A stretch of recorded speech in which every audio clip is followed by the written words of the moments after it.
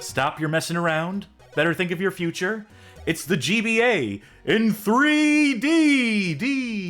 The third dimension. Hello, one and all. Hello, Charky. Hello, Johnny. Hey, guys. Hello, audience at home. Hello. Welcome to the Bad Game Hall of Fame. Welcome to the GBA in 3D even stream. Stumbling right out the gate. GBA in 3D. So, this is the show in which we play Game Boy Advance titles that present themselves in 3 dimensions, using all sorts of software, hardware, trickery. This is a subject that is never been covered before. I've never seen this covered on a YouTube channel or Twitch channel or any other channel for that matter. Certainly not the Stop Skeletons from Fighting or Mini-Me or any of those other channels. The joke is that I wrote a video for the Stop Skeletons from Fighting. It was their punching weight about surprise 3D in GBA games. So this is a subject that I have researched, written about, even wrote an article about one particular egregious example, which will be showing up in tonight's catalog. But before Mr. Taco says, can't believe Cass and Friends didn't have one-off 3D avatars for the stream. Literally, like 10 seconds before we went live, I thought to myself, me to you. oh shit, I could have made like really rudimentary 3D avatars. I mean, I have know. a 3D avatar. I just don't use it on do. the Bad Game Hall of Fame. Not yet, anyway. No, not yet. Yeah, not yet. Thank you for the subscription, Si. wink. Hell yeah, thank you, Si. Thank you very much. So, before we get into some of the show notation, so before we even get to the stream snack, I'd want to, set a little stage for this as well, to say that a lot of the games tonight are very technically impressive. We cannot deny that. We will not deny that. We will not deny that very talented programmers and developers worked on these games and pulled off some technical wizardry, to be sure. That doesn't always mean the games are good. Sometimes you can pull off an achievement on hardware. You can make a game run in a way that it's not supposed to. You can pull off the impossible, but that doesn't necessarily mean the game is great. So just bear that disclaimer in mind, I suppose. Also, I will ask a question at the front here. Did any of you, I assume you all had Game Boy Advances, I did. In your childhoods. Did any of you own any games that were 3D in their presentation? No, I don't think I did. Yeah, same here. Like, trying to remember what I had, and no, I don't think I had anything that, like, aimed to be 3D. Not even, like, a Super Monkey Ball or anything like that. Yeah. Because I have most of my GBA stuff still. And yeah, no. No, I guess... Yeah, no, that sounds about unfortunate for tonight's show. I owned one. I owned a grand total of one. I was hoping there'd be like some nostalgia we could bank off of. I hope there'd be some point of contention where you try to swear to me that one of these games is actually good. I think I owned Ecks versus Sever. This is a present from me to you. Which will actually be the first game we play tonight when we get into the show. Frank Gothic resubscribed, by the by, says that no one else I'd rather be mind-boggled with than with the Bad Game Hall of Fame. Thank you very kindly. But that's enough preamble. It is now time for the main event, which we do right at the beginning of the show. It's Charky's Stream Snack. All right. Tonight's stream snack is Wow Bao Teriyaki Chicken Bao. Steamed bun filled with roasted chicken, bell peppers, green onion, and sweet teriyaki sauce. Oh. Now, this is my second of the Wow Baos, and I'm afraid to say that I am running out of regular-ass flavors of Wow Bao, because there might be one left, and past that, we're into cheeseburger and pizza territory. But anything for the stream snack. Oh, so and a bao bun. That doesn't sound good. I think like a pizza and a bao bun is just a Neo Kobe pizza from Snatcher. But I'll give this teriyaki chicken bao a try here. Oh.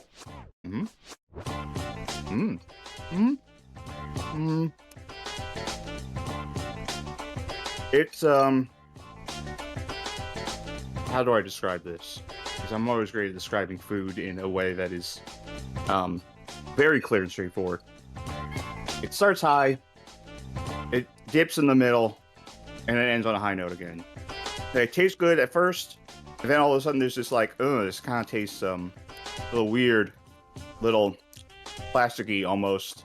But then on the back end, it's like, it's all right, it's all right. But maybe I should wash this down with King Kongin energy drink multivitamins. Now, I need to describe the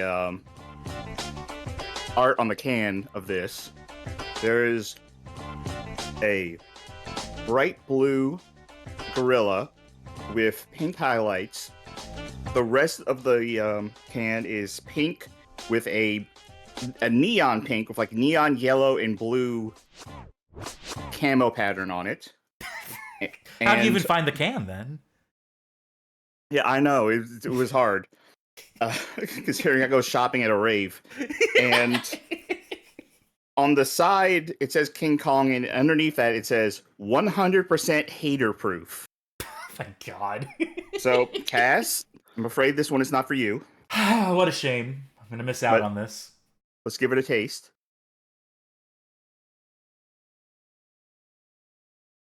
Huh. Yeah, I am looking at some pictures of the can. What is that flavor? It's Gorilla. Banana breath. It has the taurine that like a Red Bull has. The taurine that you crave. I like taurine. I've been drinking some regular Red Bull lately, but it's almost got like a bit of bubble gum to it. Yeah, like taurine and bubble gum. Heavy on the taurine. Strange. What a strange drink. I can see why haters are not allowed. Yeah. Anyway, that'll be the stream snack for me. Anyone else having anything? Yes, I actually do. From the gas station, I picked up a bottle of soda. It is Coca-Cola Zero Sugar Oreo, all rights restricted. Oh, I've had some reserved. of those. I don't trust this, which is why I bought it, which is why I paid money for it. So, super fans of the stream snack will know that I actually had that on one of these segments at one point. How did you like it? It's peculiar.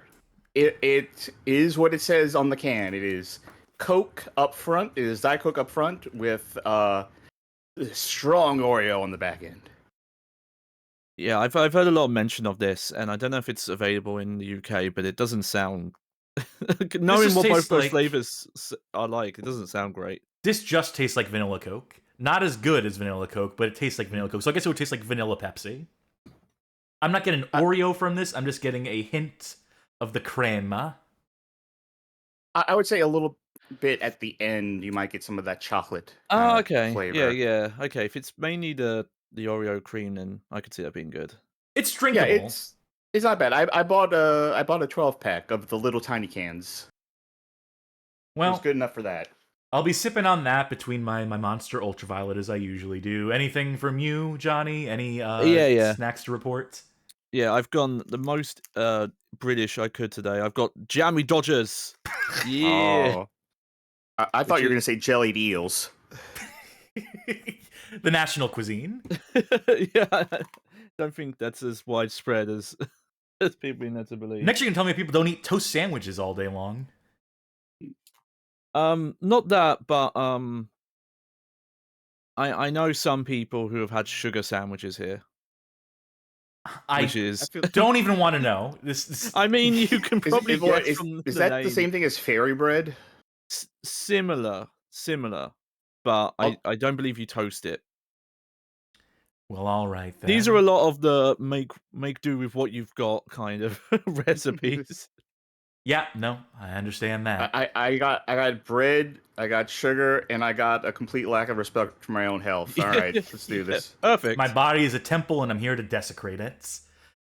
Speaking of desecrating, it's time we start desecrating the stream with some bad games. Or are they all bad? Surely I must have snuck a good one in here. No, here it is. It is Ecks versus Sever. This is a 2001 release developed by Crawfish and published by BAM! Entertainment. Here's the thing. You may have heard of the movie Ballistic Ecks versus Sever. Mm-hmm. It is one of the lowest rated movies of all time.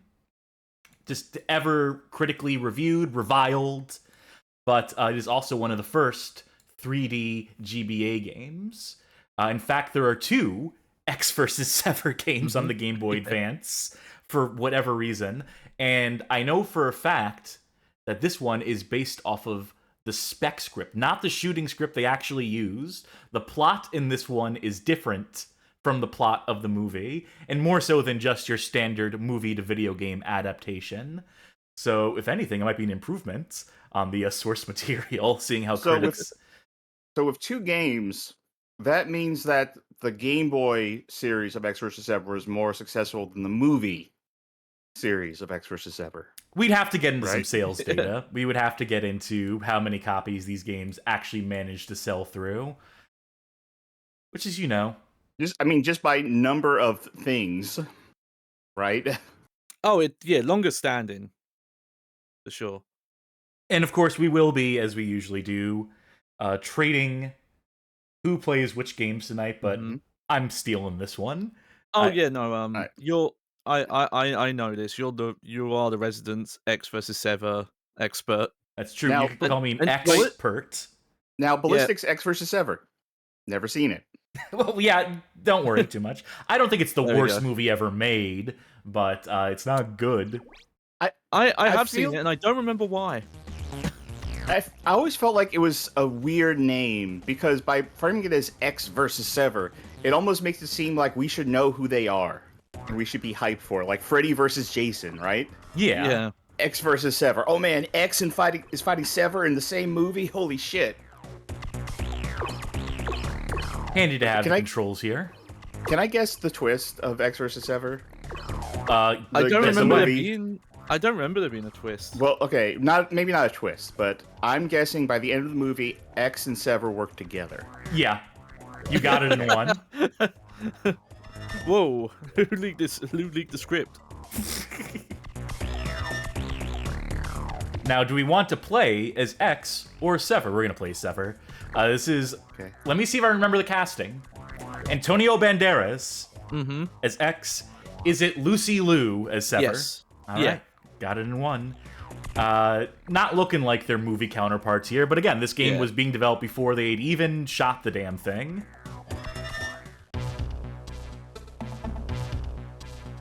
Dateline, 4 weeks in the future. From when? Bro, this is a real near future fiction. The location, NSA headquarters, Fort Meade, Maryland. The event, secret investigation into the events of which you were a part. Hearing members, classified. There's a lot of text, a lot of briefing to these. I should mention... You go ahead, please. It's pronounced Maryland. Oh, I see. Sorry, I messed up. Elite Tactical, Werewolf Grade, Orphan Class. Explain Orphan Class, Miss Sever. I don't understand. It's not your place to understand. Both of these characters have different campaigns. They trot through the same levels at approximately the same time, and you will see the other character operating in the stage and have to fight them at different points. So that is one of the twists, that it's sort of like a Claire, Leon, Resident Evil 2 sort of situation. Like, I can imagine this game being a 3D spy versus spy. Magic Meow asks, was Lucy Liu ever in anything good? This is a present from me. Let me. Was Kill Bill any good? Oh, no, not at all. No, no. Thank you, courteous Canadian, for subscribing. Love the VODs, great content. Well, we aim to please. Oh, you know what Lucy Liu is in, apparently? Red 1, now in theaters. Red 1? Oh, God, is that the shitty Santa Claus movie? The Santa Claus tactical movie? Yeah, with The Rock. And I think Chris Evans. That's messed up. We've already had a combat Santa movie with Bill Goldberg. Oh, my God. No, it's not Combat Santa. He's the task force to protect Santa. This goes on forever. Also, Lucy Liu was in an episode of The X-Files one time. Oh, there you go. I fast-forwarded. Spoilers, everyone was in an episode of The X-Files before they were famous, it turns out. And here it is, 3D on the GBA. Yeah.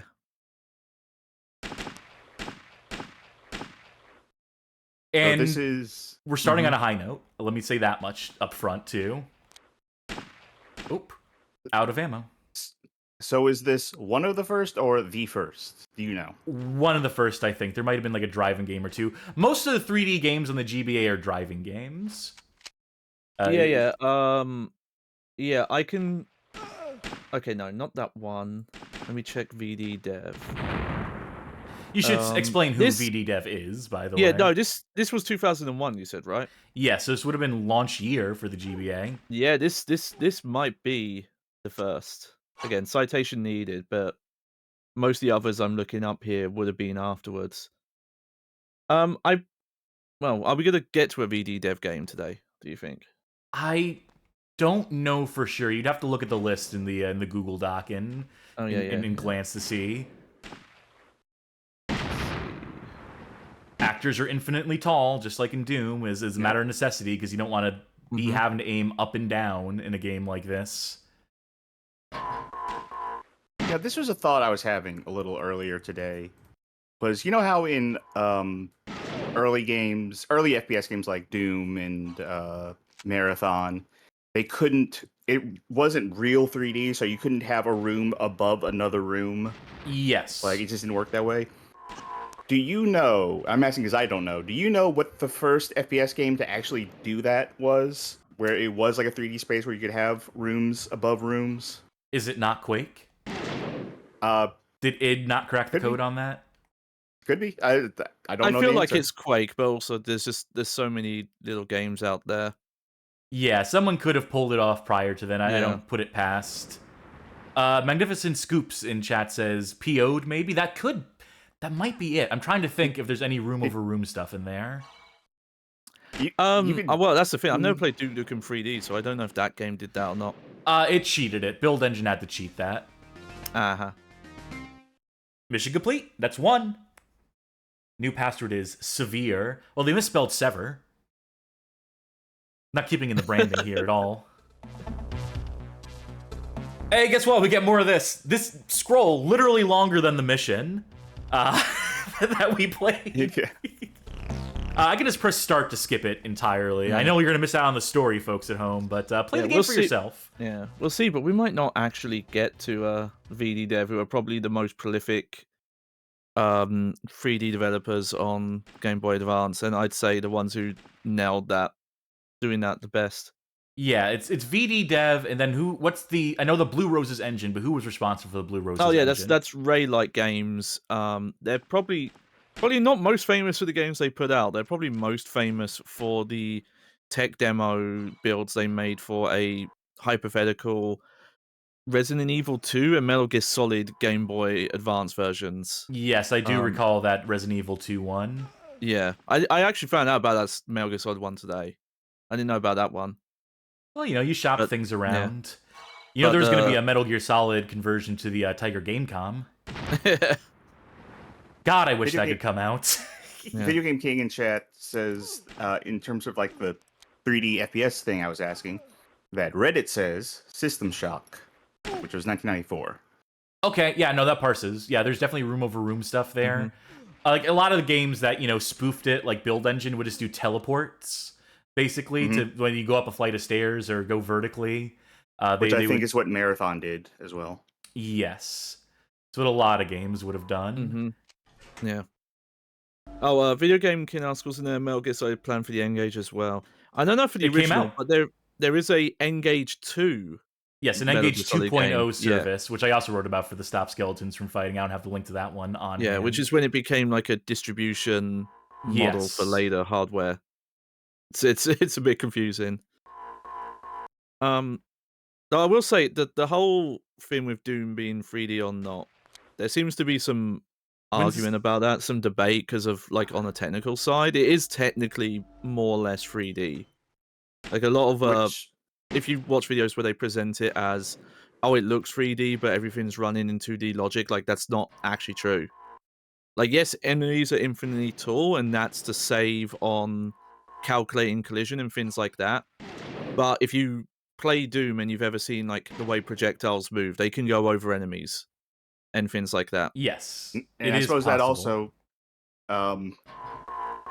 that's something to consider. I guess as we see these GBA games, because there's some GBA games that aren't true 3D and are trying to ape the idea of being in 3D. I don't know how many of those we may see tonight. Probably a few. And there's also games, we're discounting games that have just 2D backgrounds, but like 3D digitized sprites, like the Donkey Kong Country style. Those don't count by my very weird specific metric. Heck, the Donkey Kong Country GBA port was made using Super Nintendo emulators and taking screenshots of the sprites because Rare didn't have the source files anymore. Oh yeah. So it's doubly not 3D. I should say of this game, by the way, because I can't spend all night playing a good game. Unfortunately, I do want to go through this level because I believe this has some of the agent versus agent stuff in it. The introduction of that concept. Yeah. One thing I do want to show off, if you remember what level you can access it, if it is this one or if it's the sequel, is the sniper rifle. It's in this level. Okay, good. Yeah. And there's Ecks. We can't kill him, but we can scare him off. We're giving chase in some capacity. We also got... Yeah. I've not played it, but, like... Is that what Deathloop's like? I feel like the trailers made Deathloop look like that. I wouldn't know. I don't trust Arcane. The only good game they ever made, in my opinion, was... Arx Fatalis? Oh, I guess 2 good games. Arx Fatalis and Dark Messiah Might and Magic. I do not care. Dark Messiah! Fuck, that game rules. I want to play it again. I do not care for the Dishonoreds, or that, what was it? The, Prey. I just didn't get anything out of those. Redfall, people are mentioning Redfall. Oh, now that's a banger right there. When you're out of ammo in this game, by the way, for your pistol, they go into this like one-in-the-chamber mode where it slows down your fire rates, which is an idea. Redfall was so good, they decided they didn't have to make games again after that. We peaked. They were done, yeah. All right, I want to try that again because I want to get that dang sniper rifle. Yeah, I can find Mills and kill him. I'm sure people noted there's a lack of music in this game, but that's actually not that uncommon for Game Boy Advance. Yeah, you offload, you use some of those cycles in order to keep gameplay consistent at the expense of background music, which is a fair trade when you're delivering on something that is as visually impressive as this is. And I would absolutely say this is visually impressive, and to pair, this gameplay is good. This is a solid traditional 2.5D FPS. If this had come out without a movie license, if this game as it exists, had come out like on MS-DOS back in the day, this would probably be regarded pretty highly. It's just a shame that it is tied to such a unfortunate movie license that it is landlocked to the Game Boy Advance. But I like the Game Boy Advance, but it does feel sometimes like it's just running on a wing and a prayer. It's a fascinating system because we got a little bit of this early with the Game Boy into the Game Boy Color, but the Game Boy Advance was definitely the era where so many publishers were just, you've got to have some SKU on the Game Boy Advance, it felt like. I think that's why there's going to be so many fascinating, weird games today. Yeah, it was so many games just such a top-selling console. Yeah. It's such a top-selling platform that they just felt obligate to put out versions. Yeah, as ill-advised or ill-equipped as the system was to do that. Can I get a shotgun, please? A pistol will do, or a shotgun will do, a sniper rifle. There's really anything that is not this. I will also say, for those in our audience who maybe didn't have a GBA, or were too young to have a GBA, that some of the games you may see tonight may seem very, blown out, like the brightness turned up to 200% or something like that. Yeah. And if you want to know why, it's because the original GBA did not have a backlight. So that shit was hard to look at. So they had to compensate by over brightening it. So once they did release GBAs with backlights, and now in the age of emulation, including all the emulation, including playing stuff on the Switch, a lot of games that looked good then look rough now. This is how people would have had to have played it, with contrast maxed out on an old model GBA. Let's not force the audience to look at that for too long. Yeah, it didn't take long for developers to realize that being an issue. Well, I got an M16. When I bought a GBA, my GBA did not come from my parents as a kid. It came from a kid in the school lunchroom who just didn't want his anymore. Cheat. So he just sold it to me for like $25. Huh? How are they killing me from wherever they are? You taking poison damage?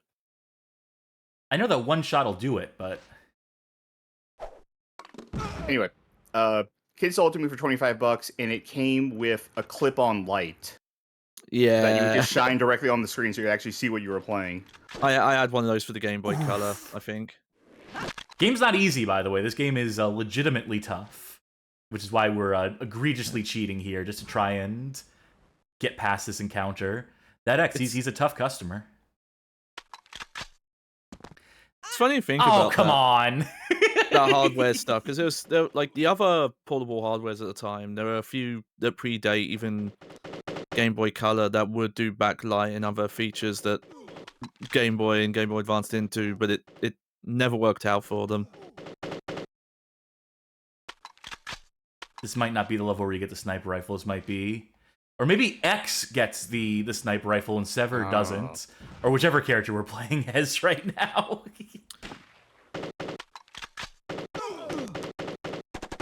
Really good gun sounds, though. They did what they could. Yeah. Like, I'm so used to how Bit Crush the GBA sounds. These are very crisp. It's always faster to switch to your grenade than reload. Especially when you're out of ammo for the one good gun you have. Please be dead. Fuck.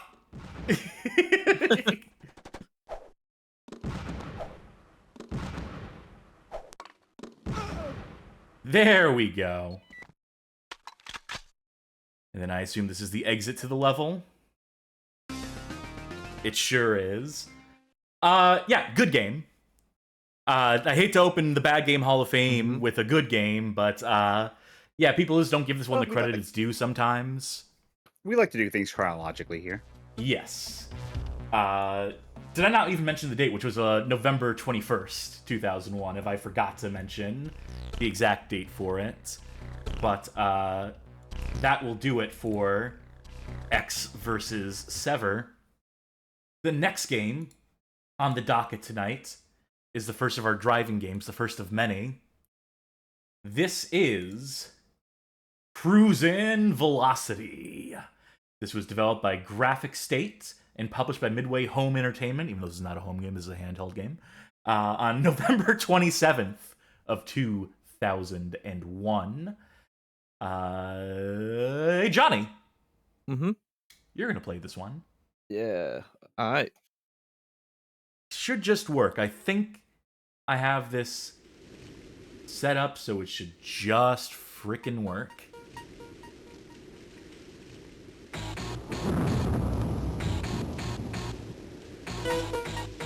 Yep.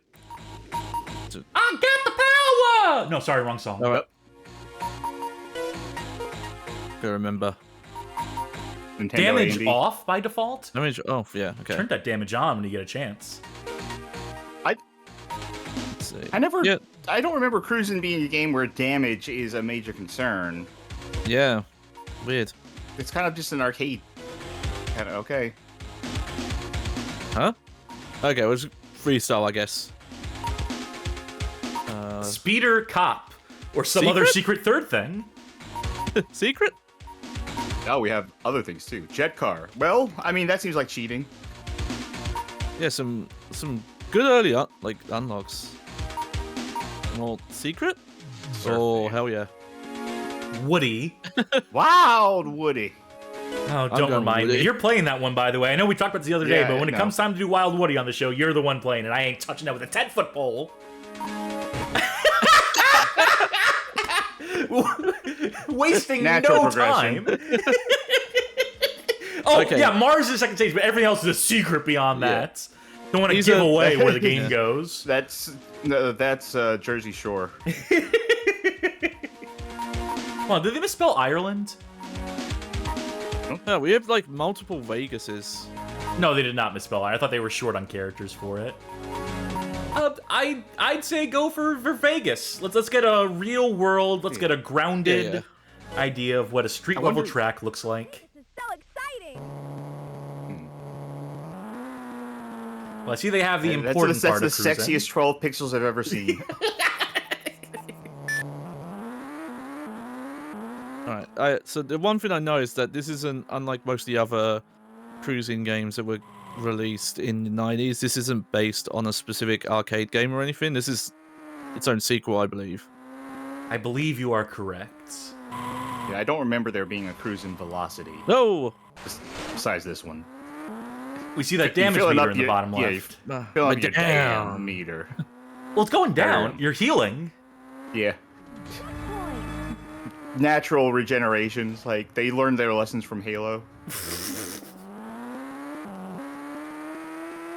So, how does this feel? That damage seems kind of strict. I don't know if you could tell, I used my turbo there.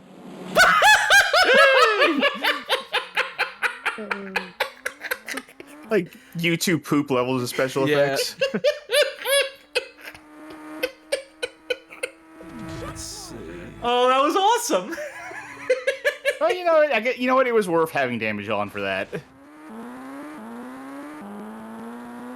Give me another lap. Also, cruising with laps is already weird. Yeah. Very boring track, too, all things told. Yeah. It's like 90% tunnel. As the previous game, no music. Well, who needs music when you got the hum of the engine? Yeah. Well, Vegas was supposed to be a strip. What's going on here? I wonder what's going on with that blue cube. Like, I'm wondering if that's supposed to be like a fountain. You have to use your imagination when it comes to these games. Oh. Yeah, orange right says cruising with sharp turns. It doesn't actually control that bad. It doesn't feel great, but I was able to drift there if you'd like do turns with letting off the accelerator. Obviously I didn't do great. Collision did not feel good. Sure, we'll race another track. Get your ass to Mars. I like how it's race another track and not retry that track. It's like, yeah, maybe that one's not for you. Maybe you should try. Yeah, let's reassess. Try not to rear-end anyone. That doesn't go well, apparently. By which I mean it completely kills your momentum. It takes 50 miles per hour off. You're more than halfway to becoming a GIF again.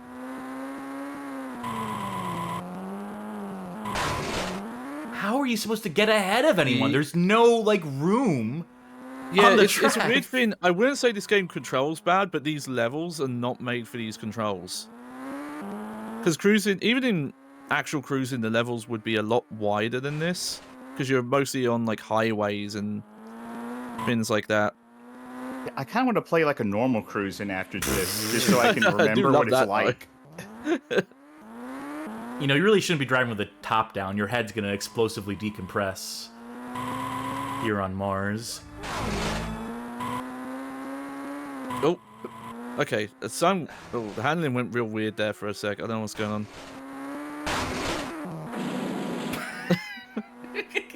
Maybe the damage was a mistake. I guess it wouldn't matter because you'd still be losing the race because you'd be losing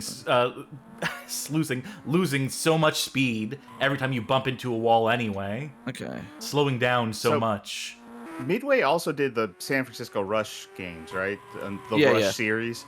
Were they related at all to cruising, or was that just like, yeah, we can do more racing games? Fuck it, who's gonna stop? Oh no, very, very different. Cruising is like a Cannonball Run style, highway racing across. Well, first it was USA, then it was the world.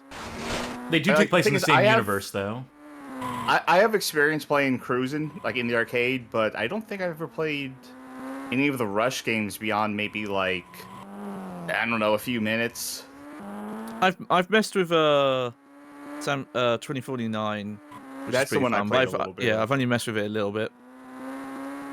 Oh, and the the 6th generation reboot where they turned it into like an open world street racing game. Which was very necessary. Yeah, it's nothing like the other games. I think people like that new Cruis'n game. Well, most recent Cruis'n game. Oh yeah, I hear hear in good things arcades about it. came out on Switch. Yeah, It is Raw Thrills, which some of us here don't like Raw Thrills. I don't but trust I do know like that. Yeah. I do know that the Raw Thrills guy, or the guy who made Raw Thrills, is the guy who made Cruis'n to begin with. Yeah, like the main guy behind the series worked on it. So use your last turbo. Use your last turbo. Oh, I'm waiting for the straight.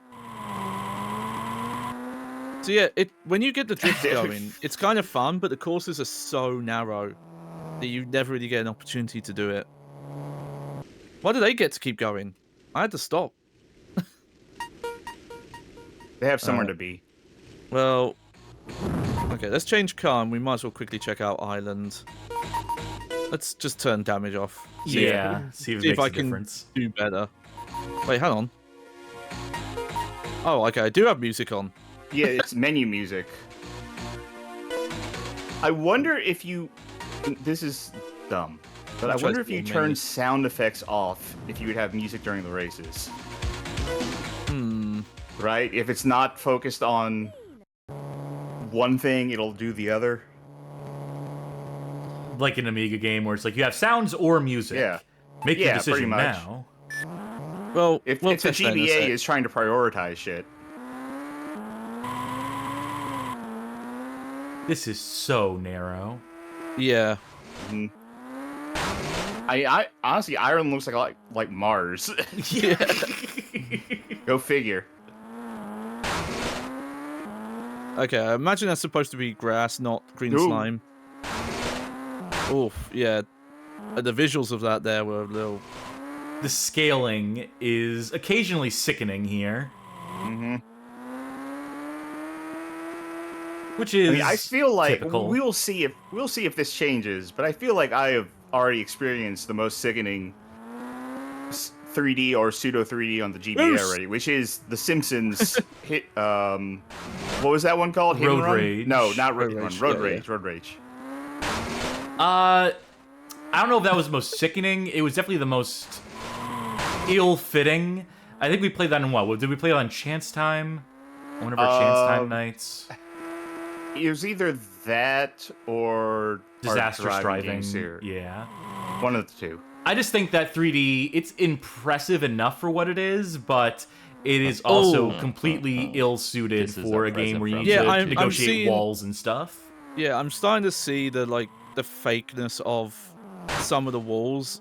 Like, look at the perspective there. Yeah. You see that? Yeah, that's what we call affine texture warp.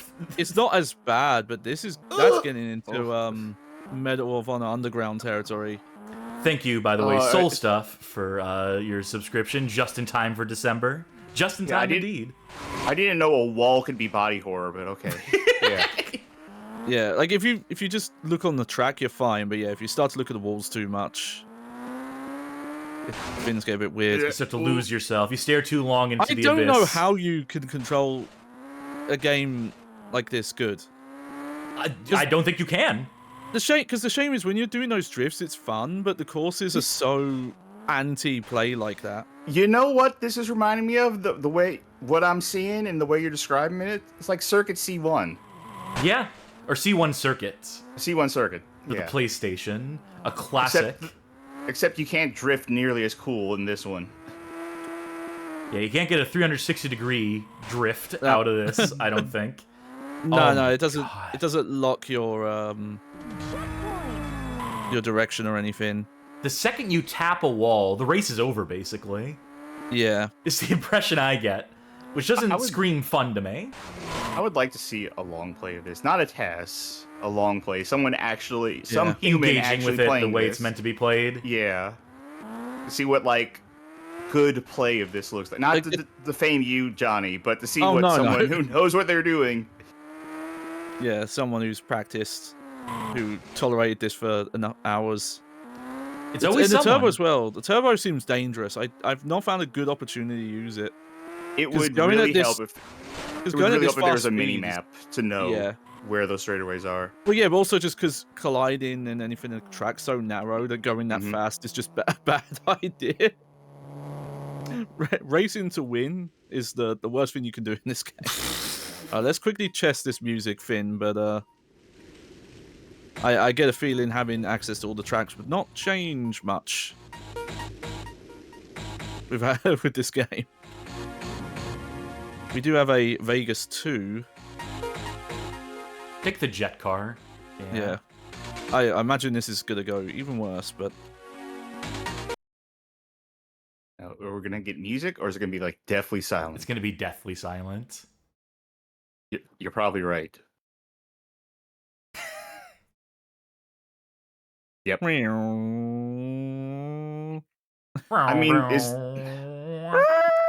mean, is this really a downgrade? Although let me check the schedule real quick. Okay, there you go. I was worried I could not reverse for a second. See, what do we got going tonight? Oh, this is the worst car to pick. Yeah, but now it's super fast. We're not going to see like truly bad audio tonight. Oh, we might. You don't know every game on the list, do you? I do. I'm looking at it. Oh, well, there we go then.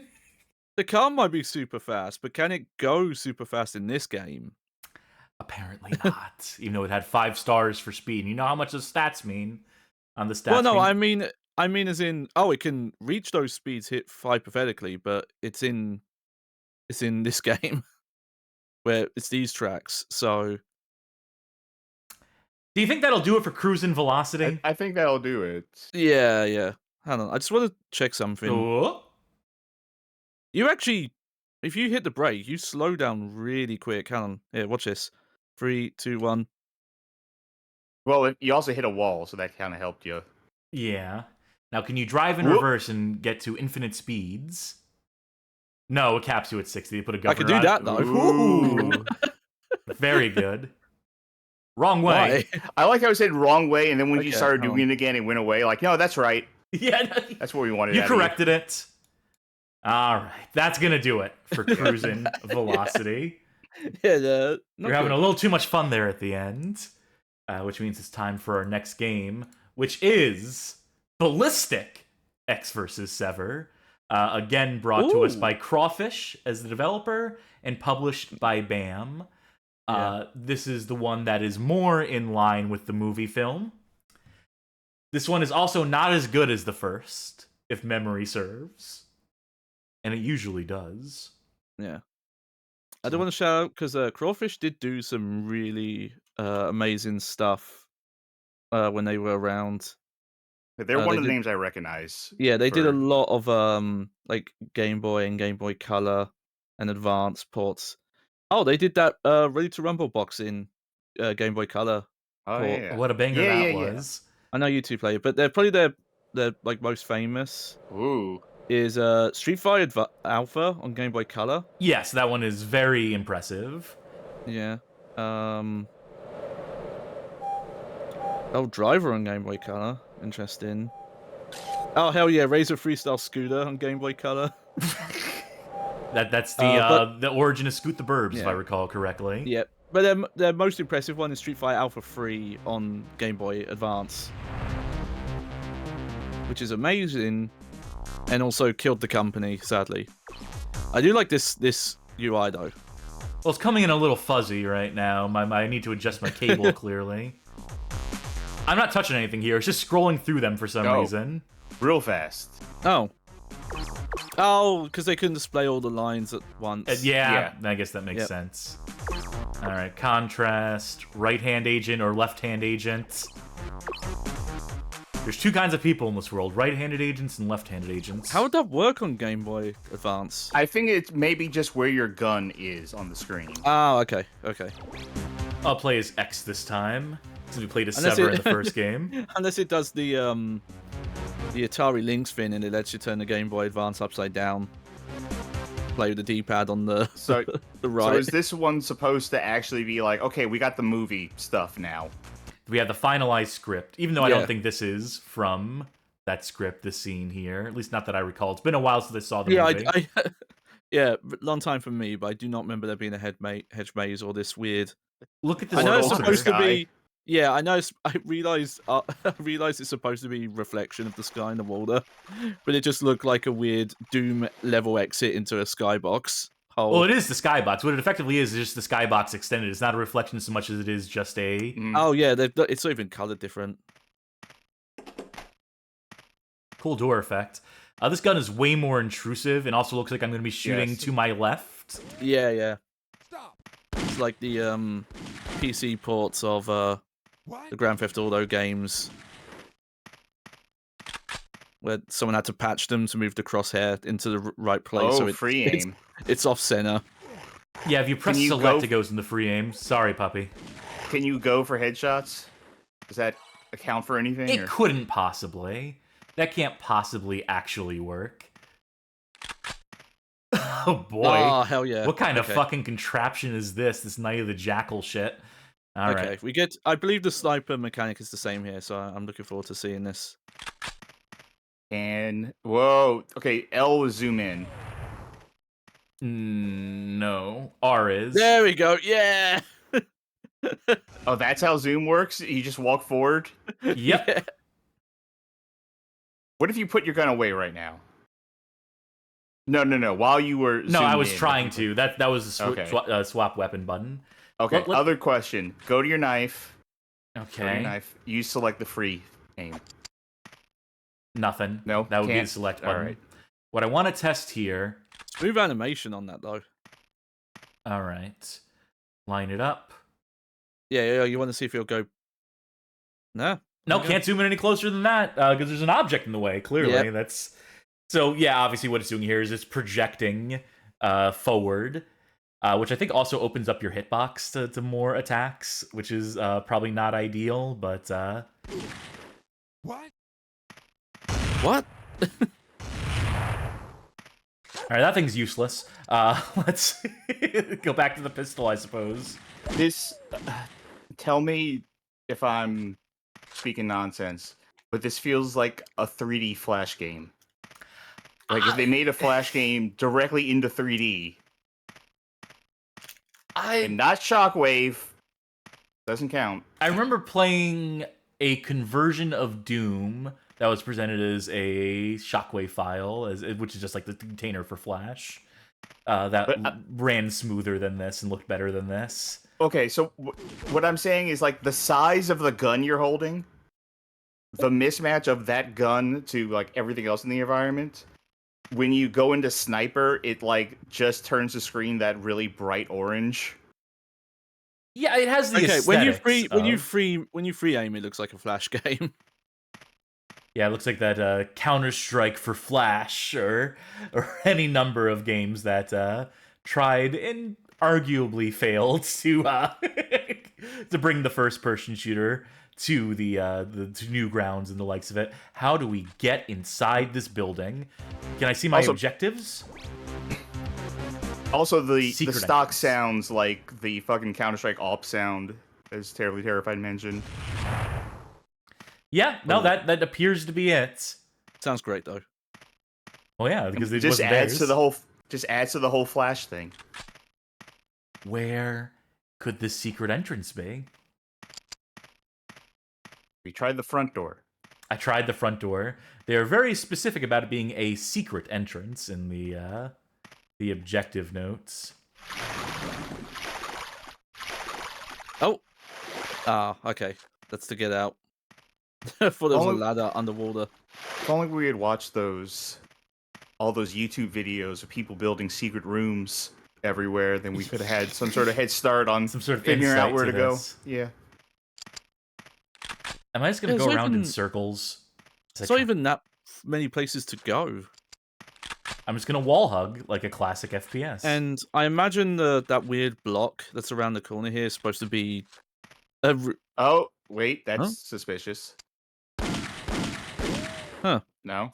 No, apparently not. Weird. What do you think the neighbors think of this house? Like, just knowing that there's a 20-foot tall, like, hedge completely surrounding. They've this been and complaining blocking to the up the view of homeowners anything. association. This block here, I Okay, imagine is that- it's kind of supposed to be like a cellar door entrance, but Okay, they good, couldn't do a slanted angle in this engine. Oh, Oh, okay, Magnificent found it. Scoops in chat said, "Gotta crawl," and that solved it for me. Thank you very much. All right, let's see who's. God, a hedge maze. see, that confuses me because it goes away from the house, so I wouldn't have assumed that was Yeah, towards it. That's yeah. well, that's just What if how maybe- secret agents do. Maybe these are Also, trees yeah, and you're this is really tall. This is a way to start your game with a maze. A maze that is hidden behind a wall that is actually impermeable, but only if you crouch. And we're back to start. At least it's easy to tell where the start is because the wall has a divot. This is Unless that was horrible. actually the end.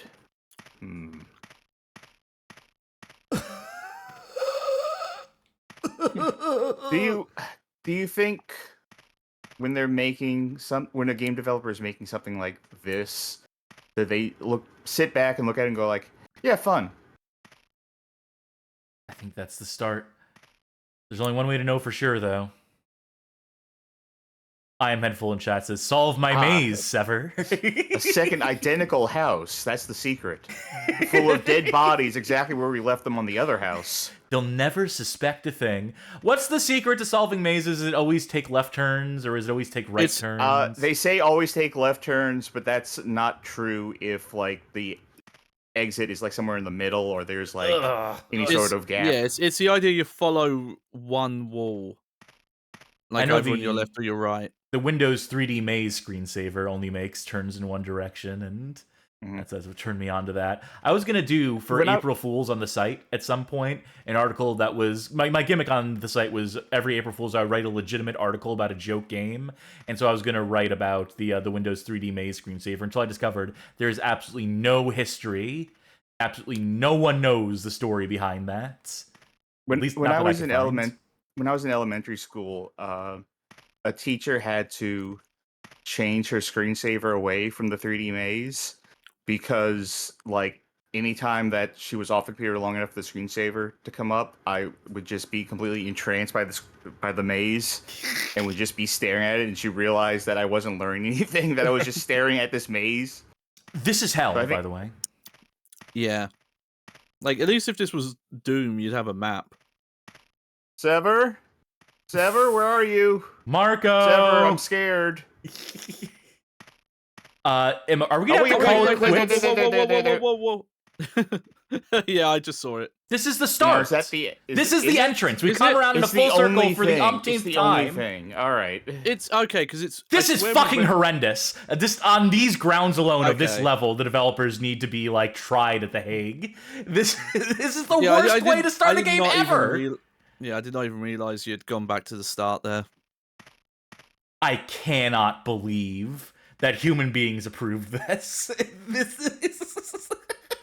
Yeah, we got up the time to beat on this one. How do we make the game longer? Getting their most out of this, to getting their dollars worth. I'm going around in a fucking loop again. I know I'm just gonna go this way, and then it's just going to loop back around to the start somehow, even though it feels like I'm going in a direction. Oh, this is cool. This is a cool dead end. I'm starting to wonder if this has got some my house dot got some hooks in it. What if it was actually that cellar door and this is just a trap? This is just a yeah. There's impossible space shit going on over here. I mean, I hate to say it, Cass, but if you're wanting to be methodical about finding it, you're doing it the wrong way. You made your mistake like a while ago. I just feel like I'm losing my mind. I feel like I'm in The Shining right now. Yeah, that's what I was thinking of. Oh, a present. Oh, a present. We have to find the answer by ourselves. So not progress. We did not solve the maze. We're still trapped in it. But we found a cool cheat. Maybe the entire purpose of this maze was the cheat. The cheat, yeah, that's what I'm hoping. I need to confirm if this is really it. I hate this. All right, wait. I need to find out. Game facts. Give me the game facts. Oh, I was gonna see long play. I'm gonna fucking quit this game. This is offensively bad that a developer would make you do this. Maybe that can be the viewer challenge. See if you can actually get past this maze. See if you can solve this maze. Yeah, on your own. That's Ballistic X versus Sever. I refuse. By the way, we did have a say something nice redeem. It has the same controls as the first game. It has the same mechanics, and those were fine in that first game. It's a shame they're wasted. It seems that no one would ever see them because they put a fucking maze in the first 2 minutes of their game. I do like how smooth the animation was on the knife stab. Yes, very good. If this guide is correct, you didn't have to go through that hedge. That was just for the cheat. Yeah, I figured. But still, how you make progress must have been the cellar, I guess, but I was looking at the cellar and didn't have an interact button prompt on it like I did with the climbing out of the water. So either way, horrible signposting for a horrible game from some developers who should have known better, who had done better, to be sure. Next game on the list is also going to go to Johnny. I was gonna let someone else try this just because I probably know the most about this. All right, that's fair then. In that case, Charky. Yeah. All right. You will be subject to SSX Tricky. This was developed by Visual Impact on behalf of EA Sports Big. Released October 31st, 2002, if the release date here is to be believed. A spooky game for Halloween! I played the GameCube version of this. Good, so you have a point of reference for this then. Yeah. I bought it at a Blockbuster. I'm going to cite the description here. Grab your board and take on the slopes of SSX as you've never seen them before. Accurate. Why is this so much louder than other games we've played tonight? Deutsch. That's why. English. Deutsch. Okay. No one can hear us right now, by the way, because this game is so fucking loud. Look at that full motion video. Alright, hopefully this is audible. Hopefully this is a balance. Alright, let's see. Single event, world circuit, options. That's it. I didn't know you can make a game this loud on the Game Boy Advance. Tutorial. I'm almost impressed. Ooh. Whoa. Yep. There's a couple moves in this game, a couple tricks to learn. It has you do it. Okay, so just tell me what's an Uber. Yeah, holding forward keeps your speed up, and I believe it was R and B. Oh, I don't get to do it myself. I just get to see it. Good luck. Good luck trying to do the Uber tricks, because I, having played this, getting enough air off the ramps. I want to see two things. Get enough air, but also, you hold A to wind your jump, you let go. Okay. So that's that. And then if I just want to do a simple trick, let's say a method, that will be... Vincent Spork a direction in B? Am I crazy for thinking that the GBA could definitely do much better in terms of audio quality? No, it could. It could. It's because this is a lot of digitized, like, it's not... this is all sample sequence music, it's samples, yeah. Which means you have to crush the bitrate on it in order to fit it on the cartridge. Guessing that's... No. Okay, alright, I got it. I think I have an idea of what's happening. I think. We'll find out, won't we? Alright. Police. I can't get her. Can't get her. I know what's gonna happen when I hit right again. What the fuck is going on with Luther? He's rocking those leopard arms? Prints. Yeah. AP. I always play Zoe, but I can't. It won't let you. Moby. Marty. No, wait, Kaori. I always play as Kaori. Yeah. I definitely can't play as her. I was gonna mention that Zoe is voiced by Biff Naked, but then I was like, well, not in this version. Yeah. Anyone want to take the joke about edging? Anybody? Nah, it's all right. Just pick a character and let's get into this. Salute. Jampolian says do all of them. Jampolian says they played as Simon because he was twisted. Yeah, Simon's my boy. Got not even ironically, I just love Simon. Snow Dream, Elysium Alps, Mesa Blanca, Mercury, Megaplex, Aloha. Aloha was a cool level. Yeah. Alaska. Well, I'm curious if you remember the layout of the first level in the console version. I really don't. It's been too long. Well, don't worry, because that knowledge would not help you here. Let's see that 3D. Whee! Ow. Yeah, here we go. Whee! I didn't mean to do that again. Yeah, all right. So, because you're a sprite, when you do tricks, it kind of goes into pre-canned animations. Yeah. And I don't know why the turning is so slow in the air when you do tricks. The scaling on the sprites is a little wonky. Yeah, leaves something to be desired, but yeah, and the layering is a bit. Yeah. Now I forget if it's this one or 3, but I think you can knock over riders to get like full tricky meter. But the tricky meter, if we get it as high, you'll see it does not last very long when you get to full tricky. But yeah, if you're familiar with the layouts of these actual levels, this is nothing like those. No, this is not how the game works. Whoops. These are very narrow, straight courses with these stupid logs in the way. I do not know how the AI gets around them so quick. Because they're cheating. Because they have predetermined paths, probably. Everyone seems like really huge up until I get next to them. Hell yeah. Oh, come on. I'm trying to remember if L and R does, like, punches in this. Yeah. Yeah, if you can hit someone, you can get, like, full tricky. It's impossible to tell when you're, like, on the same plane as them, though. Yeah. Yeah, one step of the way there. Yeah, you're... Again, and also in the controversy, your tricky meter would not feel this slowly. Yeah. Yeah, when I messed with this a while back, I found just going for knockdowns was the easiest way to fill the meter. It's really so hard to get a trick out there. Yeah, and then they really want you to be holding forward to actually go fast, which is so awkward with the way this game plays. Like, that's a mechanic in the main game, but you're not supposed to just be holding forward the entire time.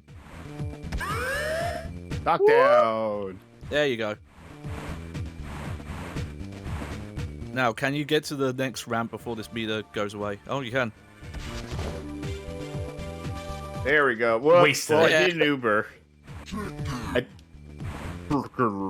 I did do an Uber trick. I biffed it, but I did it. Oh, I missed that. How much track is left? Oh, yeah, I saw that. Slime Generator Y is back, named Marty in this version. Someone mentioned the PAL version. So, yeah. Yeah, in the PAL release of SSX Tricky, he's a different character. He's a German guy. For some reason, they just gave him a different character. Yeah, in this version of the of SSX Tricky on GBA is labeled as a UE release in the ROM suffix, which means that it was the same version of the game in North America and Europe. Fuck. Why is the method the only trick I can do? Tricky.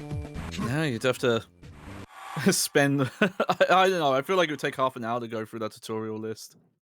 I'm gonna go to the tutorial. I'm gonna look up one other trick that is not method.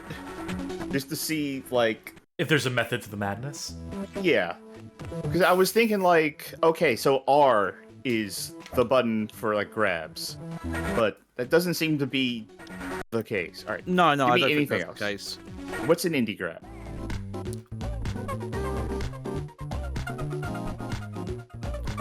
I think each of the 4 buttons do different grabs. L, okay.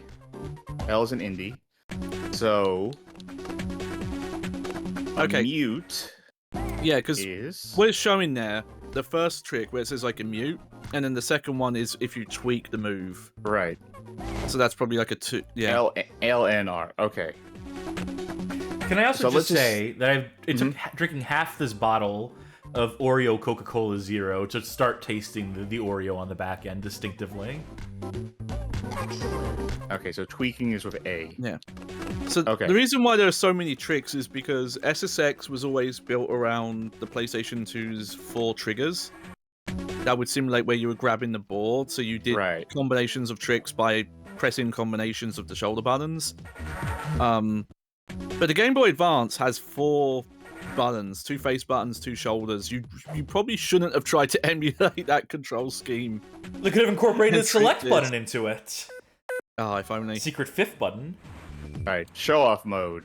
No racers, just me and this weirdly wobbly... Alright. Yeah, look, I'm gonna show off how good I can crash. Oh, the frame rate's better now that there's not other people. Yeah. Funny that. I mean, weirdly enough for this genre, on GBA being in 3D, even with the other races, the frame rate is good. It's just... If all you focus on is your character and how smoothly they do the little, like, turn animation... Yeah. Then the game looks great. But then you get in the air and... Yeah, the tricks look like that. And they're super slow and clunky. I keep pressing A because I want to see if I can get up faster, and that just means I get up and immediately do a flip and land on my head.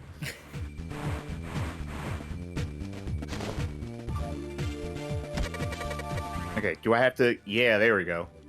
That's how you do that. Oh, and then you crash. Real sense of speed on that. Like, look at that speedometer. You're not going at 50 miles per hour right now. That's a lie. Does it make you feel like you're going faster? No, because I can see the game. Alright. It's so hard to... I didn't even know that you were supposed to, like, just ride onto those, because I thought, like... Fuck. They really should let you turn that into a grind. Am I even on... The perspective is so... Not perspective. Yeah, the layering.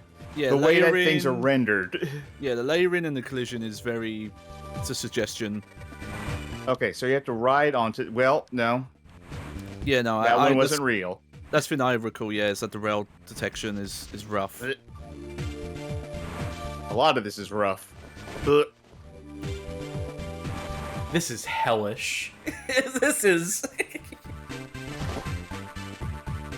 There's another SSX game on GBA. Mm-hmm. They sold enough copies of this that they're like, well, do it again. But maybe slightly better. We'll see. Nope, didn't want to get on that one? Alright.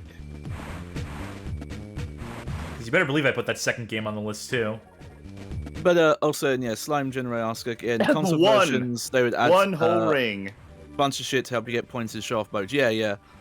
They didn't have separate show-off levels, but they would modify them slightly, give you more rails. These point bonuses were the main thing. Yeah, there we go. Nice. Perfect landing. Whoever put the trees on this first course was an asshole. Like, yeah, I don't know if they were just legitimately trying to sabotage this game. They're just like going through the level area and putting trees, and the entire time they're like, oh hell yeah! Slime Generator shouting out that Gizmondo version. I unfortunately haven't had hands on with it. I'm pretty sure the Gizmondo version is a port of the N-Gage game. That would parse. Yeah, I'm finished all right. Yeah. Next event. Last one. And we only have the one level, so... Yeah, I don't know if there's any cheat codes to unlocking the other levels. I mean, are these levels going to look meaningfully different from one another? They're all maybe downhill on trees. Let me double check and see if there are any cheat codes. What? Wait, why would I even try to do... Well, I guess to get tricky, but you get tricky so slow. Yeah, just go for speed. Yeah, like, I mean, ideally, I would do tricks to gain Tricky, which makes you go faster. But... Yeah, no, Game FAQs does not have anything listed for the Game Boy Advance version. Tricks are useless. Let's see. Nope. No, and no one's made any guides for it either. I wonder why. Well, it's so intuitive. Everyone can just figure it out for themselves. Yeah. I did look at this a while back. I had a stream special where I did all the portable SSX games, and I don't know if I ever... You know, let me just double check. I'm trying to remember if I could even get to the next level. I don't think I did. You feeling it, Sharky? I want to reiterate what Johnny said earlier, is that they are so ridiculously stingy with the Tricky meter. Also, the fact that it's canned animations for everything, meaning that everything is basically going to crash you, because there's not enough time to finish nearly any animation. Oh, I did. Yes, I did unlock another level.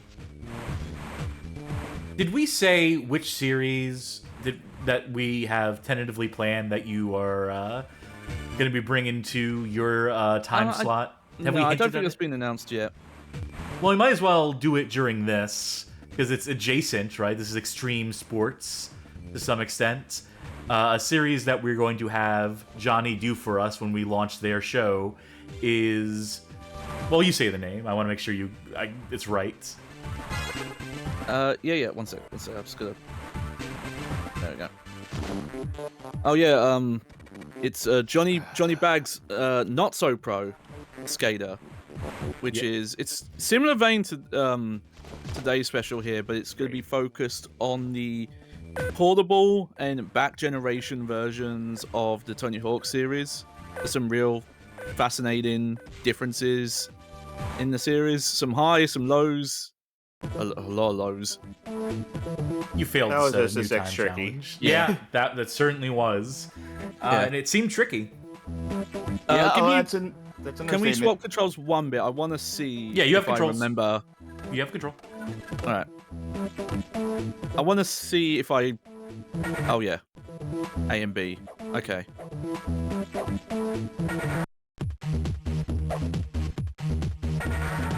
Oh, that was my problem. Okay. Attain a medal in World Circuit. Yeah. Okay.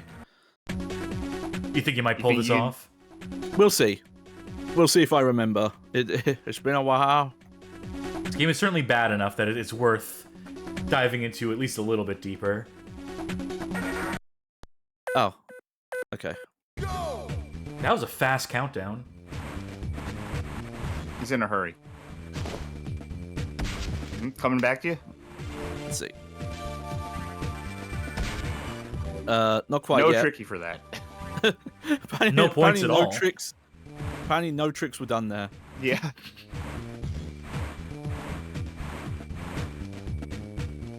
Can you tweak a grind? Why did that... I do not know why I did a flip there, because I was holding left. There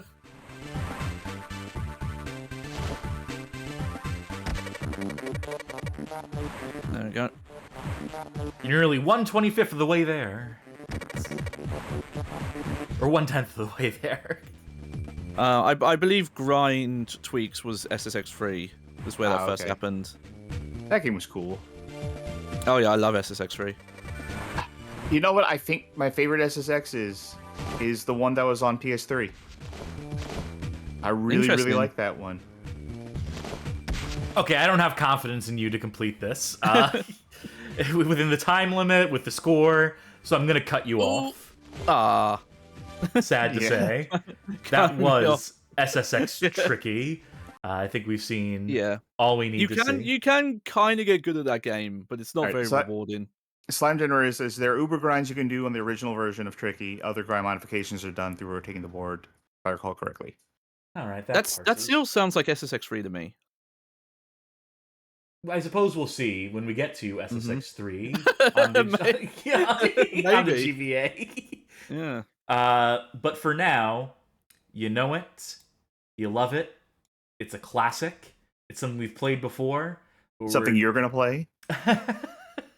No, because we actually have someone on here who shares a similar appreciation for this game as me.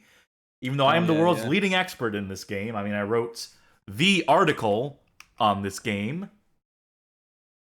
The next game we have to show off tonight is Medal of Honor Underground for the Game Boy Advance, developed by Rebellion Developments, published by Destination Software. This is the conversion of the PlayStation game. These levels, the geometry matches up very vaguely with the PlayStation levels. The campaign more or less follows. This is a very ambitious game.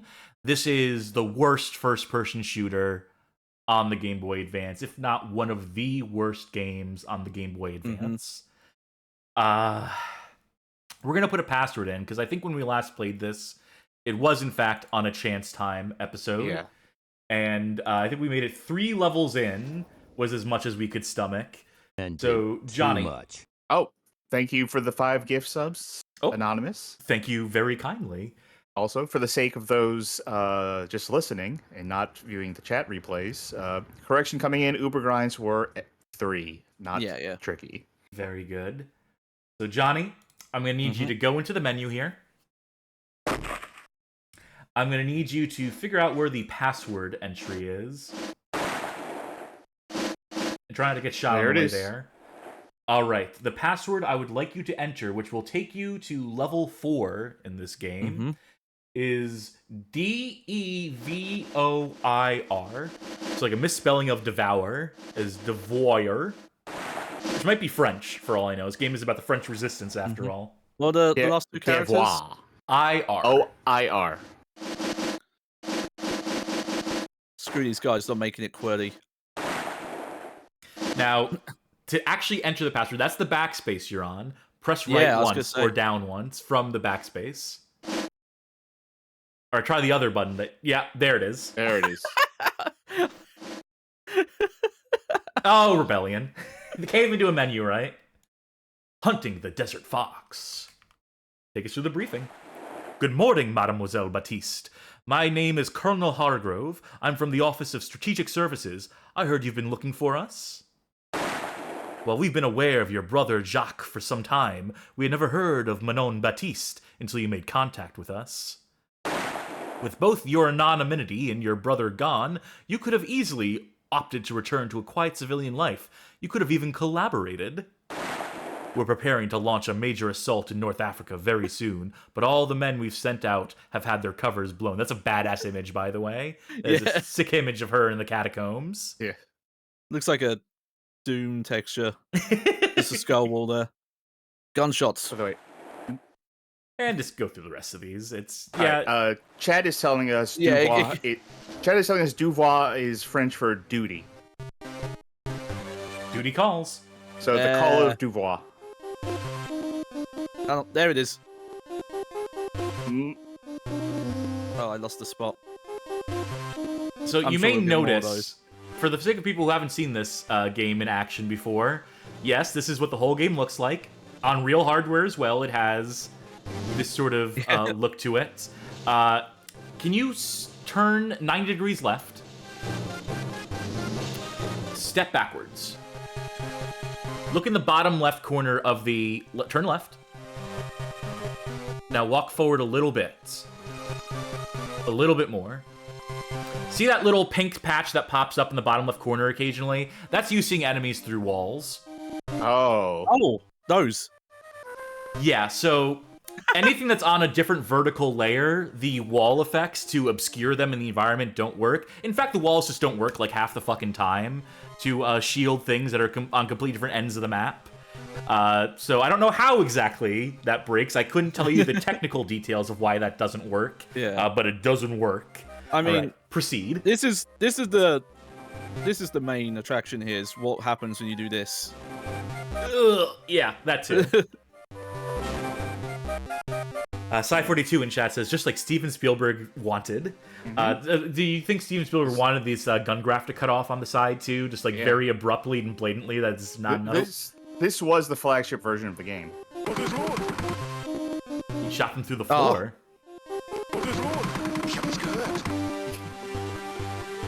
Yeah, this is why it's hard to do verticality in these types of games. The French had wall hacks.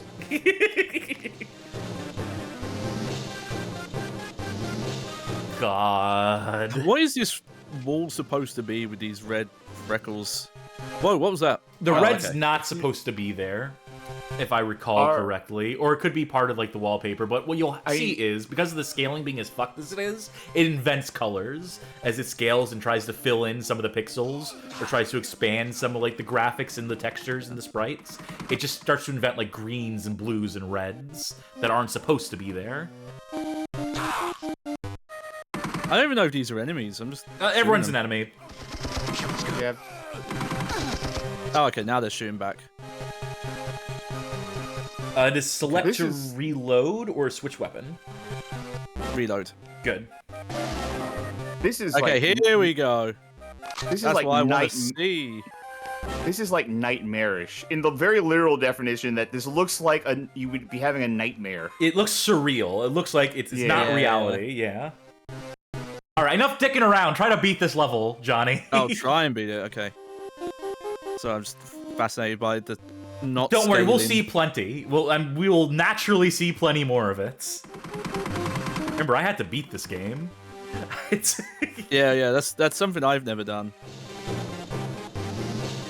You know, there's a third weapon in the game beyond the pistol and the Sten here. There's a shotgun that's only in one level of the game. Yeah. You get to carry it between levels, or just for that level? Just for that level, and it's broken too. So we were in a hotel, okay.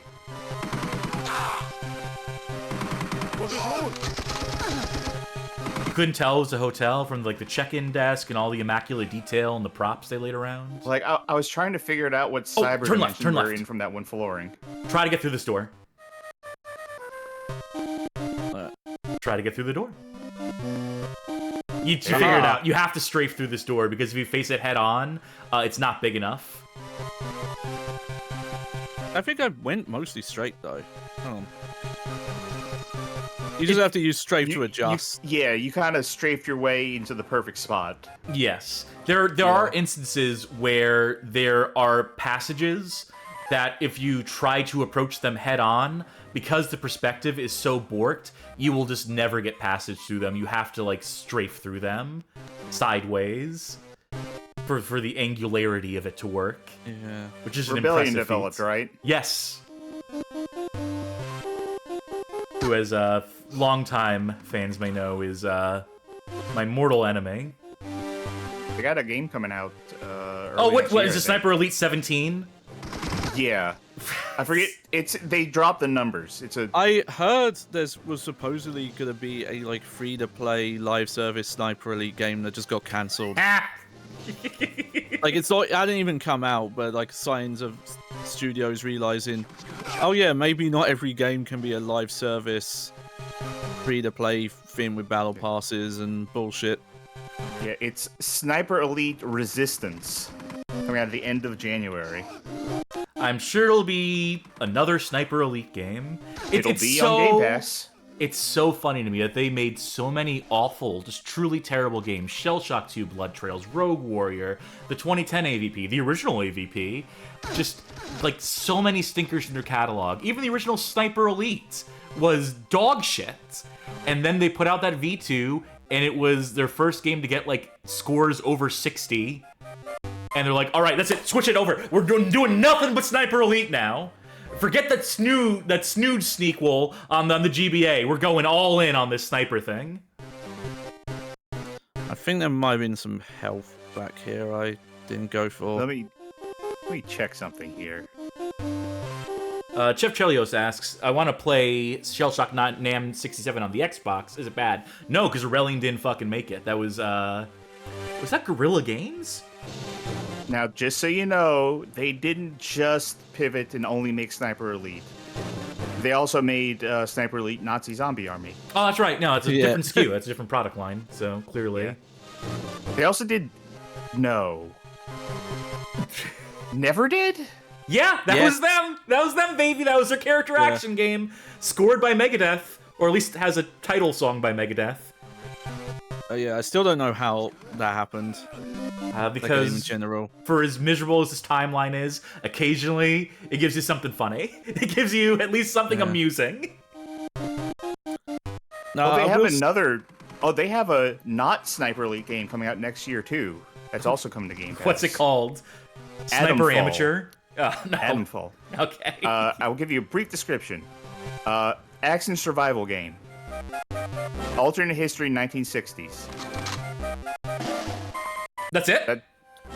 I mean, I could read the whole Wikipedia article, but I'm not going to. That should be enough to tell you it's a survival game. All right, that's fair. This is surprisingly a lot easier than the first level, I feel, because they actually give you a lot of health kits, and they start you off with this gun. Project Plastius in chat asks, what drug were the wall textures on? LSD.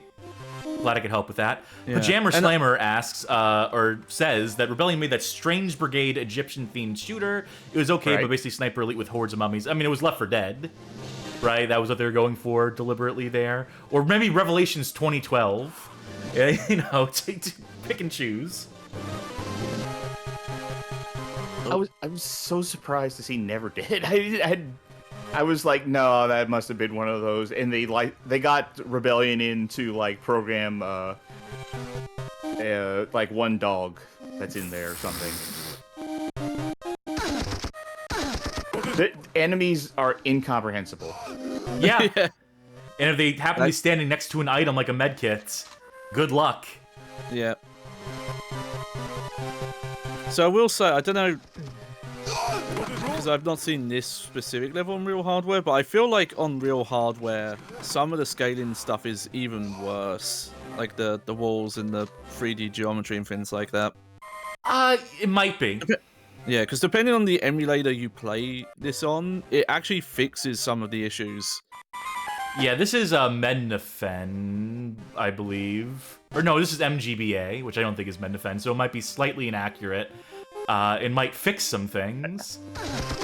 I'm waiting for like the reveal in this, where like Manon takes her headset off, and it was all like a VR training mission using the best VR that 1940s had to offer. It's got a huge generator attached to it. Yeah. It's like, this is as realistic as it gets. This is a big level, I'm realizing. At least like, it's linear. Is it? Because I feel like I'm... Okay. Because I was worried I was taking like an alternative path that was just going to take me back to the start. From me to you.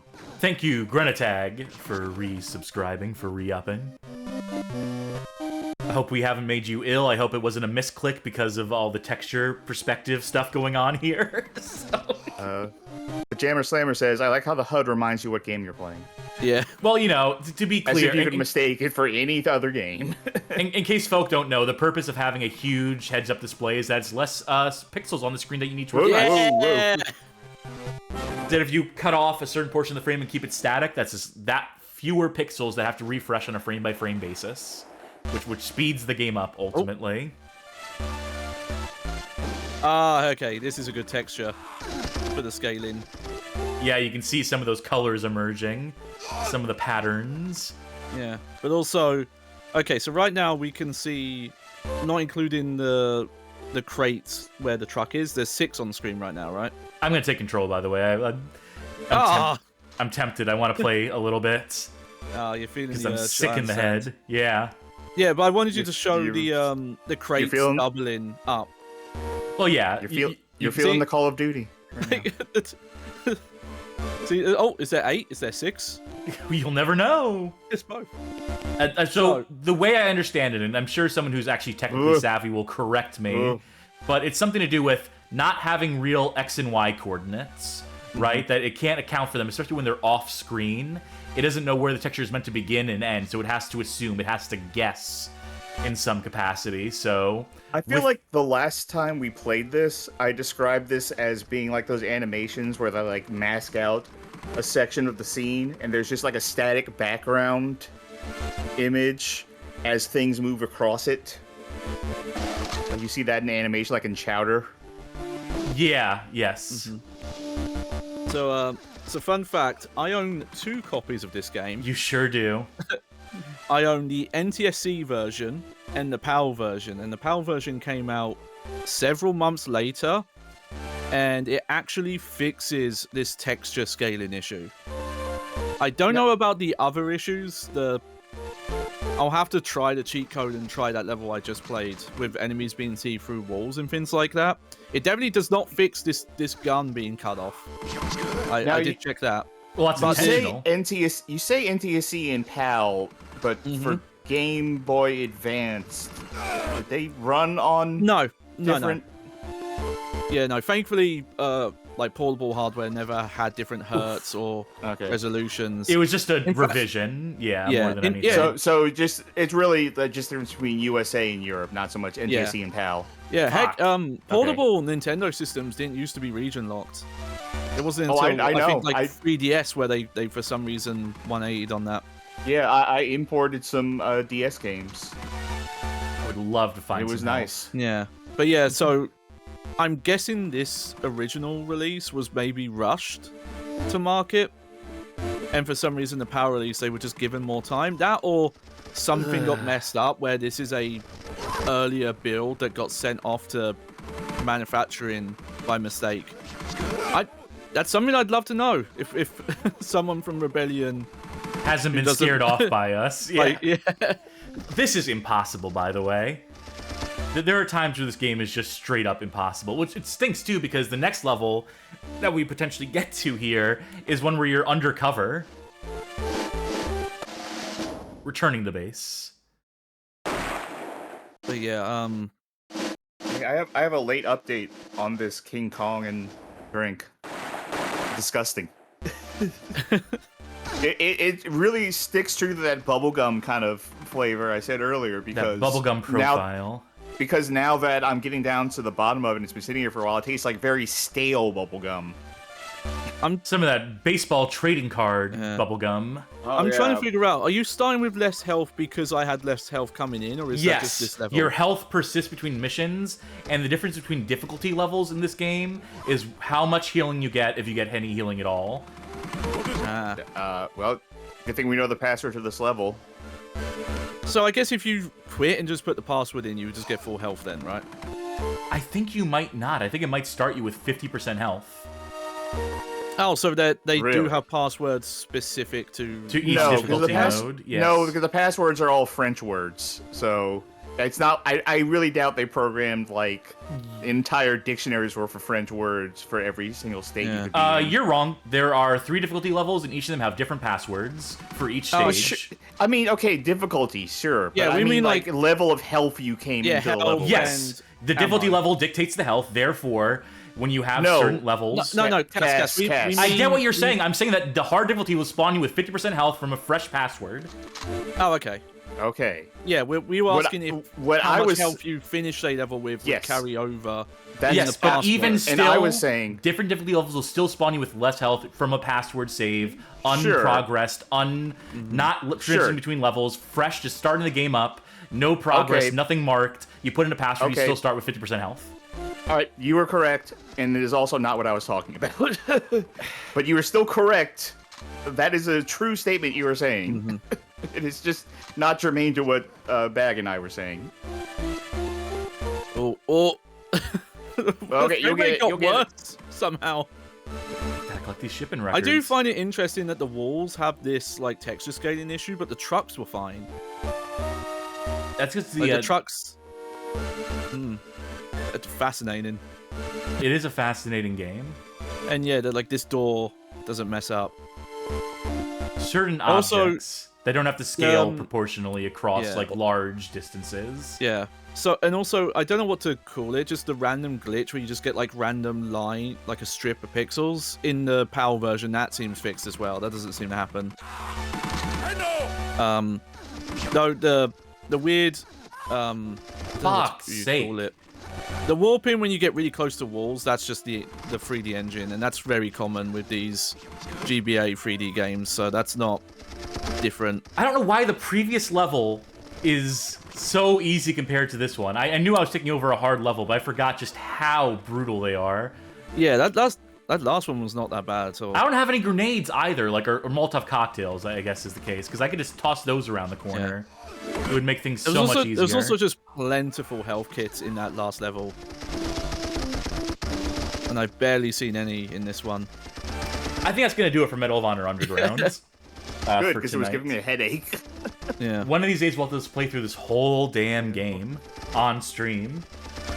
One of those headaches where it's like right behind one of your eyes, you know? Yeah. I do honestly recommend getting a hold of the NTSC cart just to see, because like I said, like not all of its issues emulate properly. Yes. A strange beast. Because you know, emulators I don't think account for when a game's programmed wrong. We have to find the answer by ourselves. So, say something nice. We're done. We're done. It's finished. Yeah, you caught it between games. I can force one. It's one of the few like first-person shooters on GBA that has music during gameplay. That's true. The next game is another GBA first-person shooter that has music during gameplay.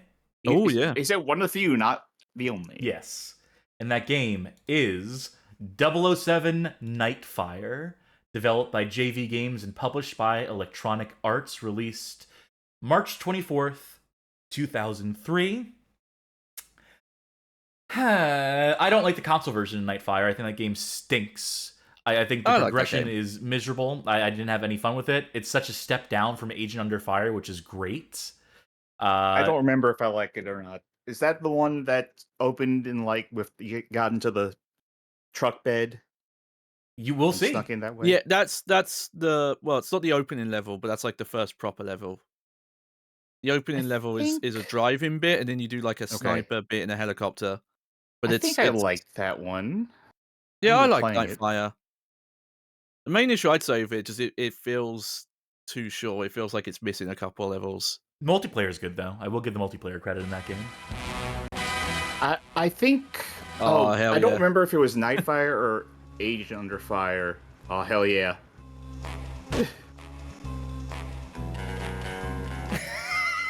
Yeah, they went for it.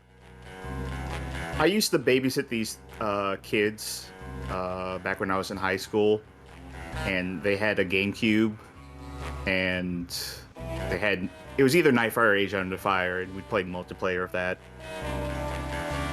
Hey Charky. Yeah, I'm playing. You're gonna play this one. All right, let me get over here. Hoping the volume level is balanced properly. Shino Sharna in chat says, "Oh hey, I finally catch one of your streams live rather than just being in YouTube comments." Well, we welcome you. Okay, nice. It's a hell of a show you're tuning into. Yeah, welcome.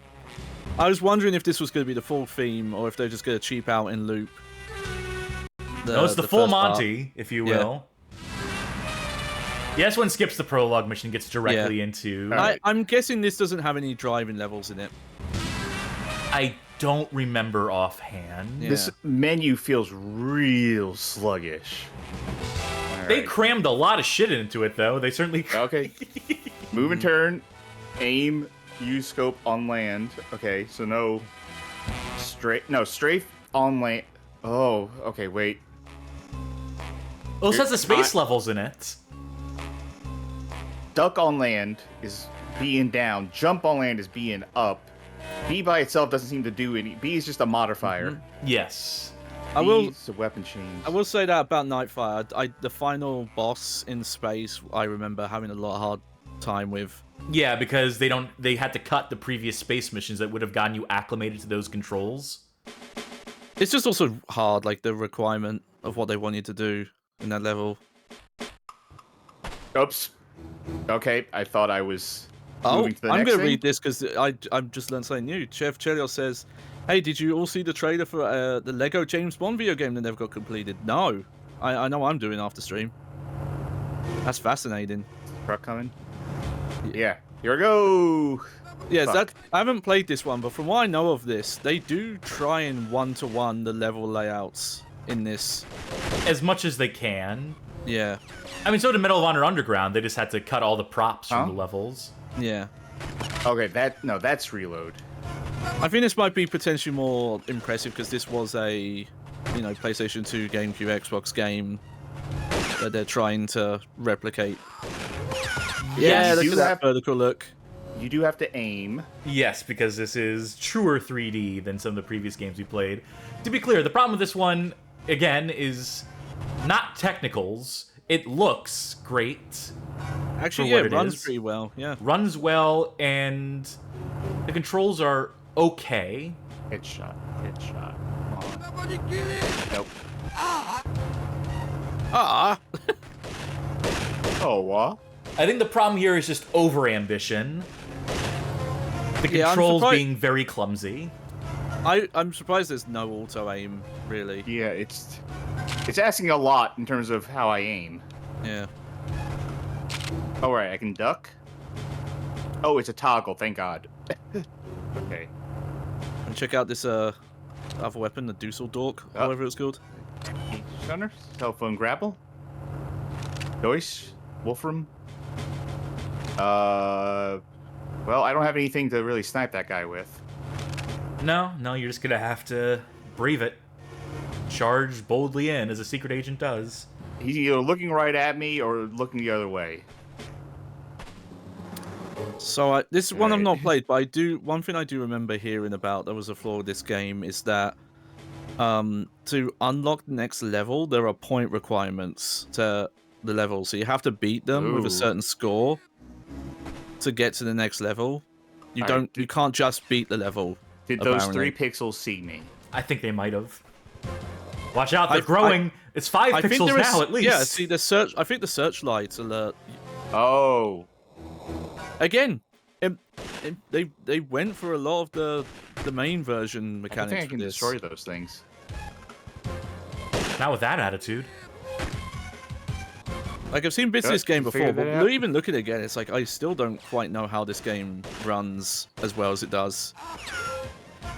Man, they ask a lot with this aiming. Granted, I'm really fucking far away, but...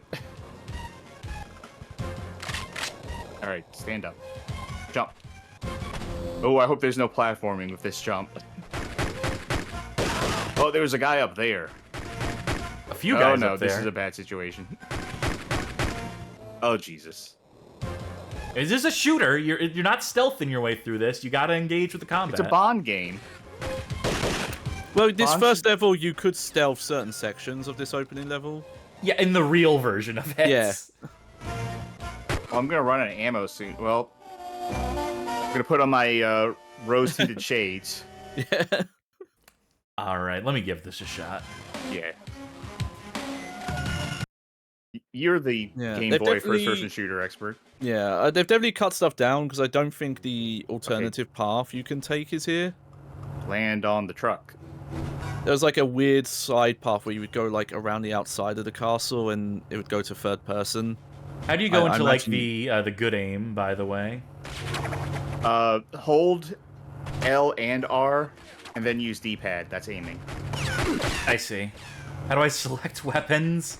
Hold B, and then L and R. Or L or R.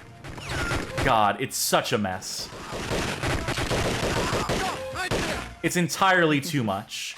I don't like games where half the buttons are locked behind a modifier key. I get the necessity of it for a game like this, but it doesn't mean that it's at all, like, even remotely acceptable in execution. It feels like the developers feel like... Because there's something I agree with, even though there's a lot of great Game Boy Advance games, is I do wish the system had gone for 4 face buttons. Yeah. This game feels like... We've got 6 buttons total, and by God, we're going to use them all. Yeah, because that layout feels like, well, they didn't give us 4 face buttons, but instead of adapting the game, we're just going to force it. How do you reload? Select. I hate the fact that crouch is on a toggle, actually. X vs. Sever had, so holding down L and R was crouch. I think with this control scheme, there's probably no other way you could do it. I will say, rather. I think there's other control schemes up that slope, by the way. If I remember this level right. So, there are other control schemes. I just went with, like, the default one.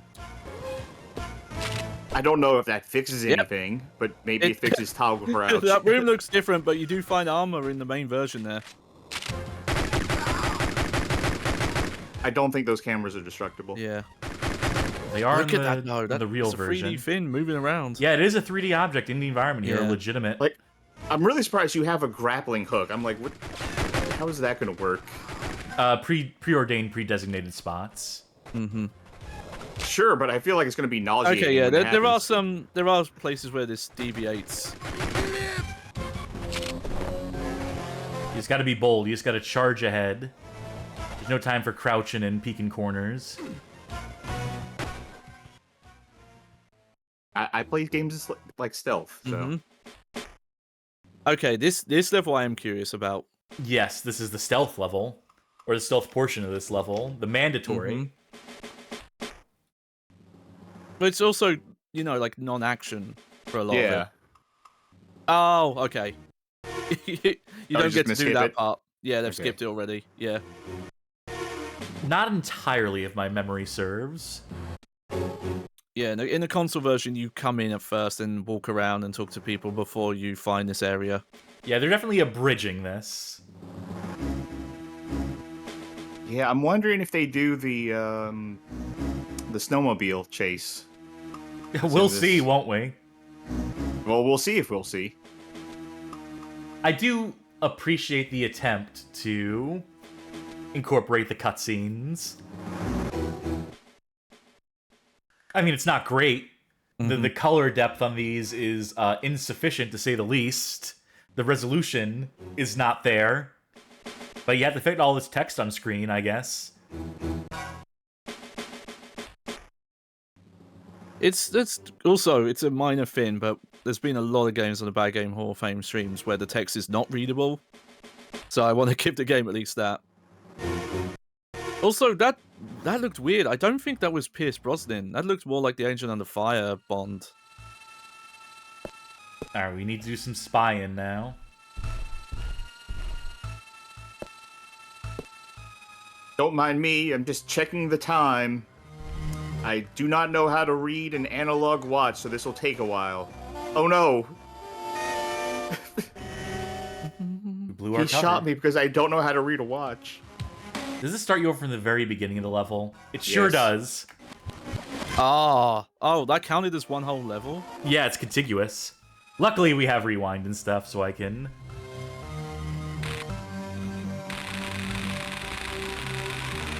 I'm burning a wait hole till in he this get- man. Wait till he gets cancer in 10 years. Yeah! Wait, what? Mission complete! Oh. I guess you can't hit... Wait, how is your cover blown there? Is that I guess that lady just reports you the anyway? lady's gonna call the cops. Oh, gotta stand back up. And then you say, like, well, I'm MI6. And, oh shit, I blew my own cover, didn't I? There I go, goofing up again. That was a good level, right? A good segment of level. Alright, I don't actually want to see these cutscenes. James Bond is a bad spy, right? No, he's horrible, yeah. Yeah. He gets the job done, but not stealthily ever. He's like It's the one- Beverly Hills Cop of spies. It's from one of the older films, but one of the funniest early things they did is in You Only Live Twice, where they fake his death in the beginning of the movie. Mm-hmm. They're like, oh, this will keep people off your back for a while, and then he goes on his mission. It and immediately he tells people runs that up, he's he's Commander oh, James it's like, Bond. oh, who are you? I'm James Bond. It's like, what Well, the you fuck? don't need to just remind wiped Sharky you this, there. because Sharky's I'm on the record James- as saying I'm- that You Only Live Twice I'm- is their favorite Bond movie yeah. ever. I'm James Bond, but spelled differently. And also in the obituary paper, they show pictures of real him, so they didn't even. Well, I mean, thankfully, he had a perfect disguise. Yes! Oh, later on, yes, yeah. I think, again, I can talk about Bond right now. We're playing a Bond game. Yeah, it's I true, think, like, in the book, like, in the movie, he's disguised, to be clear, in yellowface, as, like, a conscious effort to be hiding. I think in the book, like, he gets amnesia, and he honestly thinks he's a Japanese man. Oh, helicopter fight! It's one of those things where it's best they didn't do that, but it would have been amazing to see them attempt that. Yeah, oh man. Again, if this played better, because this is amazing to see this working. This follows the beats of the game. Somebody I remember kill this him! fight. Yeah. This is just making me want to replay Nightfire. Cruis'n get Velocity, explosions your heart price out. Also, funny thing about Nightfire is it's kind of a retelling of Moonraker. It Oh no, that guy. Kind of ends up going in a similar, like the story. I actually remember that guy from playing Nightfire originally. Also, I'm not advancing the text. This is the speed that these scenes all play at. You gotta be quick. Oh, we're gonna find out about his low center of gravity. Yeah, we are. It's great because you can't tell who's speaking because they don't have the names of the characters next to the lines. This is a game just made for people who played the console game and wanted a portable version. Yeah, that's the problem, is that you would need to know the original game, the real game, to make any sort of headway or progress in this. Okay, so no snow speeder level. Yeah. And I remember not liking this level. Yeah, this is where the game quickly falls apart for me. Yeah, it got better after this level, but a I'd little have bit. to go But back and see. this This is an escort mission. But yeah, having all the... Look at that shotgun! Look, is that your shotgun? This is a Spas 12 or some variant thereof. It's a sawn off. Well, hey, they're giving you the most screen real estate they could. At least. As goofy as it looks. I just hope this guy is smart enough to not get himself killed, because I am just going to pretend like he's not there. Yeah, but without the, Well, no, if you hold B and then L and R and then left and right repeatedly, you'll tell him to stay or move. Oh, yes! Thank God they hard-coded those commands in. I'm trying to think how short this version's going to be with all the stuff we've already seen them cut, because it doesn't seem like they've added areas to make up for it. Yeah, we've gone through about close to an hour of the game. Also, I could be wrong. Are the Bond moments in this version? It's hard to say, because you'd have to replay levels to see him. Oh, this is high up as you can look, so I can't shoot this guy. Yeah, I'd have to pay attention to the stat screen and see if there's the counters for them. Oh, I sprained my neck last night. I can't look up that high. Ugh. I still love that part of that era Bond games. Is those little secret interactables and bonuses for doing different Cool stuff shit, in levels. yes. And then it goes da-da-da-da. Yep. So in some of the games they use a couple of different stins. Was I not supposed to come up here? I think it might have been Agent Under Fire that only used that one sting. I remember watching back in the day. I watched weird an thing LP. depends on the version you're playing. I found out. Well, I remember back in the day I was watching an LP from the Straw Hat No group of LPers, and like I think they were playing Agent Under Fire, and they were going crazy with like how often it was just doing the same sting over and over again. Yeah, no. A couple of years ago when I was going through them all, because I actually didn't play them when they were current. I think I was trying the Xbox and the PlayStation 2 version, and found the PS2 version actually runs better. And I don't remember which one, but one of them actually had more variety in the stins for the Bond moments. It would actually do different, like, little riffs. But for some reason, it was only in one version. It was weird. We got a sniper rifle. Yeah, see how this sniper works. Also, I love this model. Like, it's a sprite, but they still made it low poly, I guess. Huh. Like, look at the scope. It's the 5. I don't think I can zoom. I don't know what buttons it would be, because I'm already holding down L and R to go into this mode. Can you access the options? Okay, we can see controls.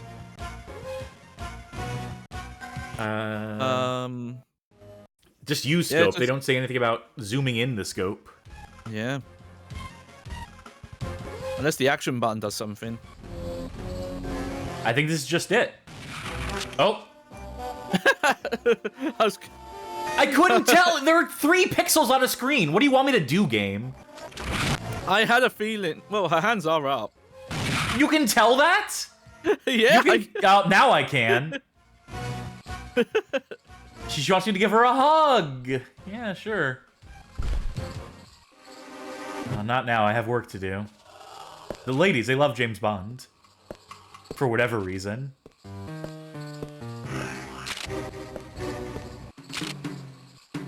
A little bit of progress here.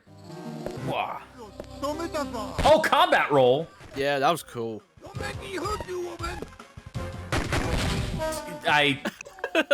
Apparently that was our character saying, "Don't make me hurt you, woman." Oh, that's sprite when you get that close. I'm using her as a shield. It's very effective. I hope you can save all these 1920s flappers. I don't know if this is an appropriate joke. This might not be appropriate. I want it. I was gonna, I was gonna say she could take back shots like a champ. Jesus. Oh, Jesus Christ. Well, she was getting shot in the back. Yeah, no, it's Literally. an accurate statement. It's just. Na na na na na na na. That would be something that James Bond would say, like in the 70s. How do you advance here, by the way? Maybe that'll be the next version of Bond. They'll give him like Zoomer dialogue. Or like, you know what, maybe the pivot away from Daniel Craig Bond is just go extremely horny. Yeah. Back to the roots. Stops introducing himself as Bond. It's just, I'm the Riddler. Do I need to go crawl underneath this? Like, duh? I don't know. Maybe you need to dive inside that gray area. I mean, is this not just a that bath? feels like. No, I would have thought there'd be maybe like a secret staircase there or something. My vague memory was you go outside into like a garden area. There's a lot of rooftop traversal in this level, if I remember correctly, in the console version. Okay, and yeah. I doubt they're doing it here. Yeah. Sometimes the layouts are 1-to-1, and then sometimes they're just completely different. Improvisational. Yeah. There's an arrow there. Mr. Taco Oh, you says know what? James Bond. I got it. You go ahead and read the comment. Mr. Taco says James Bond, but extremely horny. That's just Gex. Slip of the tongue. Your stunner. Ah, there you go. There aren't figured it any, out. but I don't know why. I feel like if our universe was just slightly different, there would have been a 3D Gex game on the Game Boy Advance. We were denied it. Think about that. Like if Gex... Why did Gex not survive it into the 6th generation? Because they couldn't come out with Gex Jr. They had it in development, but they couldn't quite close the deal on it. They couldn't finish it. Ah. I'm glad that prototype exists for as brief as it is. It's just so funny to know that thing existed. God, why can I not remember who did Gex? I want to say Crystal Dynamics? Mm-hmm. Okay. What was Crystal Dynamics doing in the 6th gen? So maybe that'll answer questions. Well, it's, at some point they got, Tomb Raider. After Angel of Darkness. Yeah, I guess they had to trade places. I guess they had to... Huh? Did not save servants. Did they shoot her? No, that can't be that they shot her because we've already established. Oh, did you leave the area? Yeah, I guess it's because you just left. That's so lame. Because we know they can't hurt them. They can't shoot through them.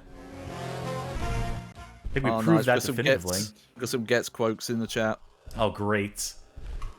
Here's a game. Guess whether it's a Gex quote or James Bond quote. This is like taco night at James L. Jones' house. James Bond, for sure. It's Okay. Johnny, did you grow up with weirdly suave Gex? No, I wasn't into Gex at the time. I know he... Yeah, he had a totally different voice in Europe. Yeah, I remember I think one of the Red Dwarf actors voiced him in one of the games. Is this a computer I meant to interact with? Do you have a device?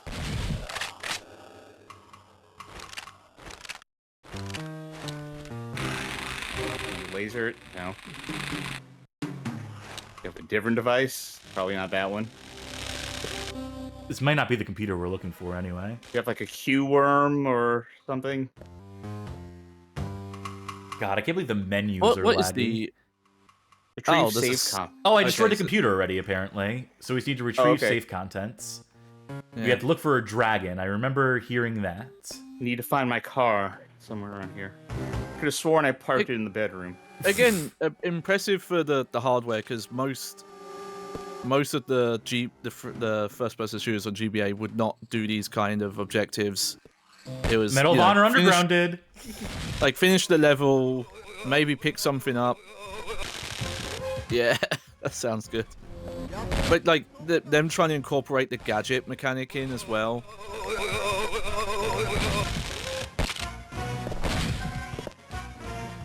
Oh, careful, because it's got to recharge. Like, thankfully, his accuracy is terrible. Yeah, the closer you get, the safer you are. Oh. There it is. And just end the level. Oh, another cutscene before we end the level. That clearly. sound effects in the music is real creepy. It goes...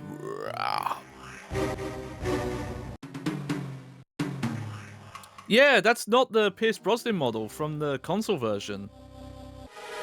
That looks like the Agent Under Fire model they use for these cutscenes. That's fascinating, because Nightfire on console actually did get the license for Pierce Brosnan's face, at least. Ah. Damn. Yeah, that's ninjas. that's the weird Bruce Wayne Agent Under Fire model. Yeah. That's funny. They had to remake the cutscenes. Boss fight.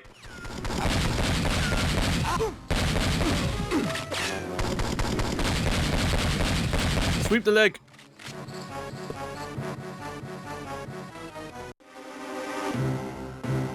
Well, we failed our mission. We couldn't protect the guy that we were here to protect. Luckily, he told us what we need to know, so, you know, his life was basically forfeit anyway.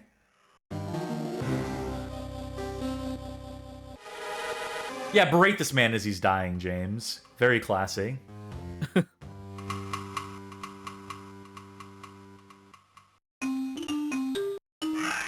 Love this music. Okay. The thing is, though, I think that is the same likeness. Because I think some model or sinner played this character in the game. And her likeness is the same. I picked up a 007 icon during the level, by the way, but there's no... Yes. Bronze. Yeah. You've done well, because from what I understand, if you don't hit bronze on these levels, you don't get to the next level. Which is wretched, because this game is relatively wretched. I mean, it's just the fact that, like, it looks and runs well enough, but the fact that Ecks versus Sever, the first one, not Ballistic, Ecks versus Sever, is just so much smoother, and honestly pretty comparable visually. It has objectives in it as well, and it doesn't require this convoluted fucking control scheme that just makes it the superior game. They could have simplified a lot of that stuff. Most definitely.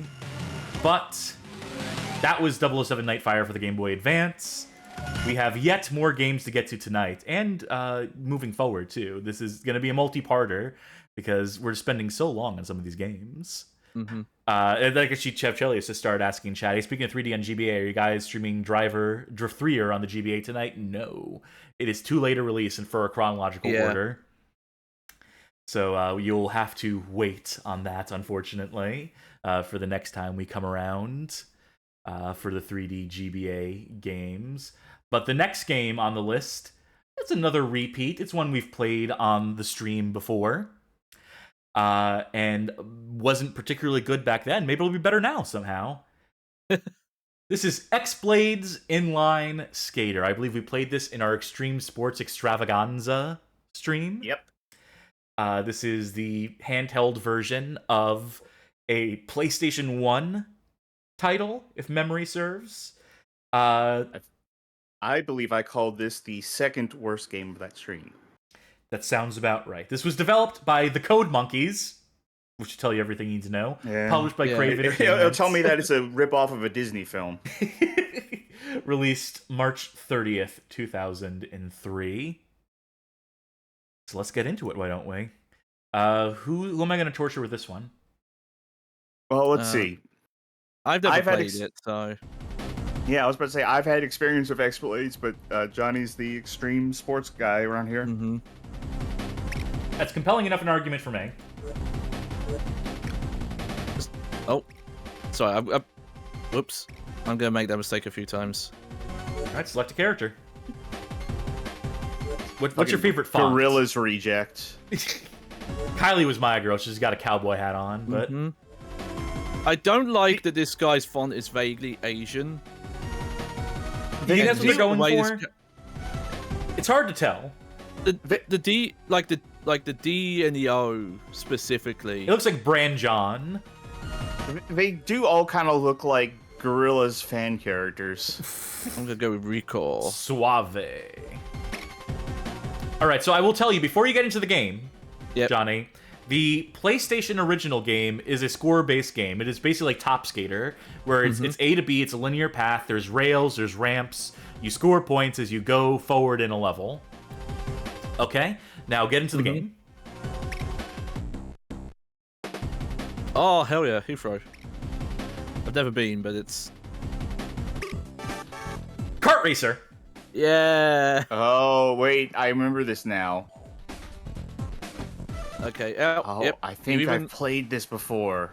I think I made you play this, yes. You even have to hold A to go forward. It's a kart racer with only 90-degree angles. Oh! You're not picking up enough power-ups. There's two songs playing at once here. There isn't. But that chiptune melody feels like it's from a different song. Because everything else is like digitized instruments, and then we just have like a chiptune melody in the background. Ah! Oh! What happened to me? Oh, you picked up a hamburger. Oh, I could jump for some reason. Magic Meows asks, does this really count as 3D? LOL, this is like Super Mario Kart or F-Zero where it's a flat plane.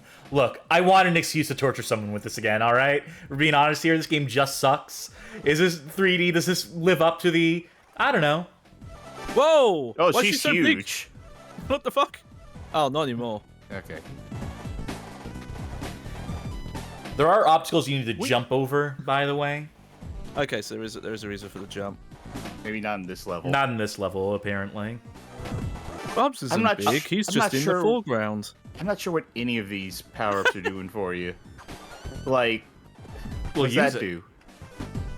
As far as I can tell, I can't use the burger.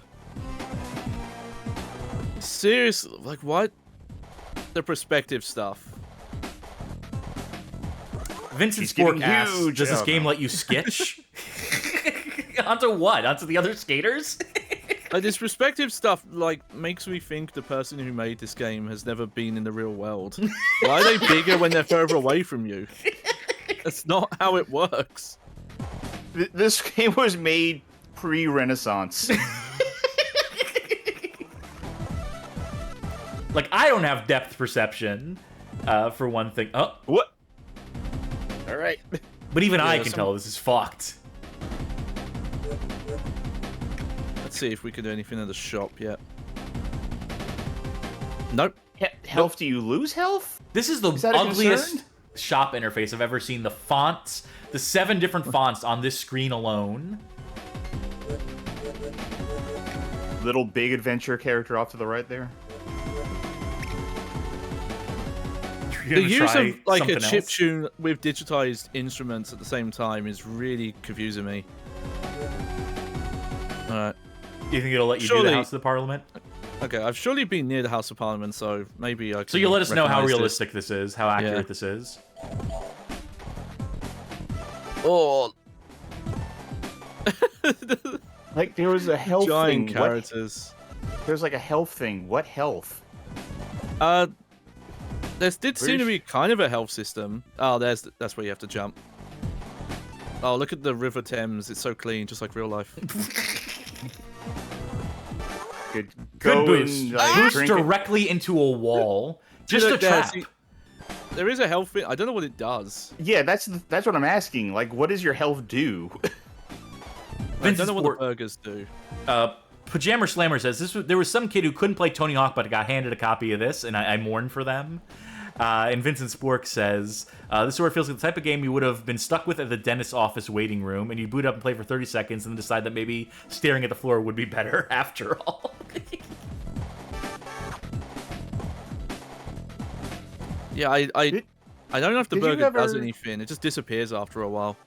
Have you ever had, like, amenities offered to you at the dentist's office, like distractions? Like, while you're in the chair? Because I had, for a short period of time, I had a dentist that had this... It was almost like a VR helmet, but this was, like, way before that. Mm-hmm. It was basically just the thing that you could watch videos on while you're getting your teeth worked on.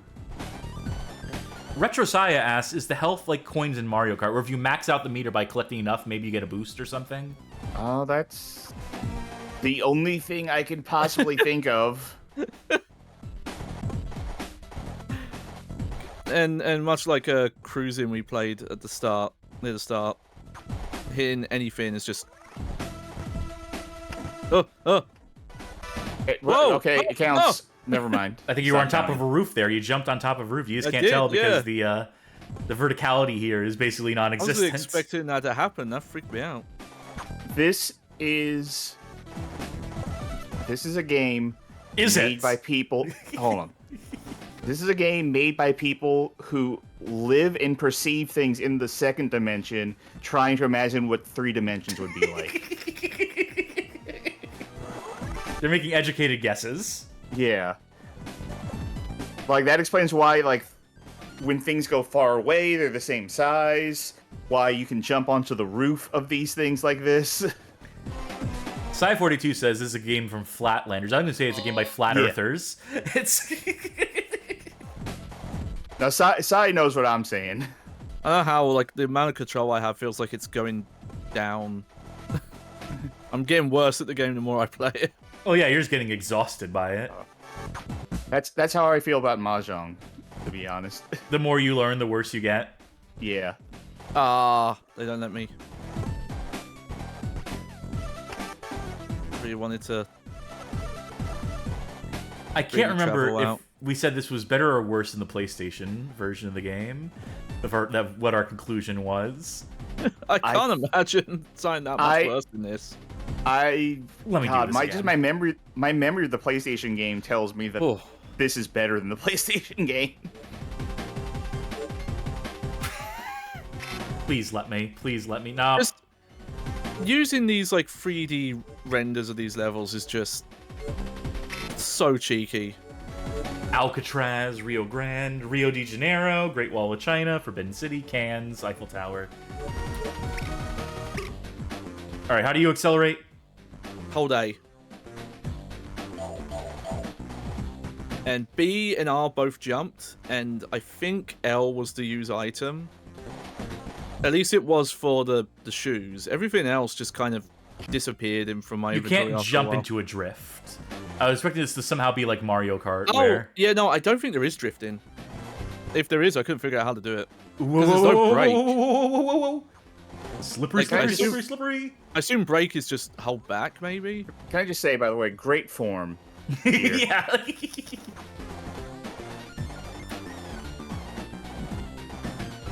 Especially when you're just going straight. This flailing motion. So I haven't played too much Code Monkeys games. The thing I most know them for is the Simpsons skateboarding, which is also horrendous.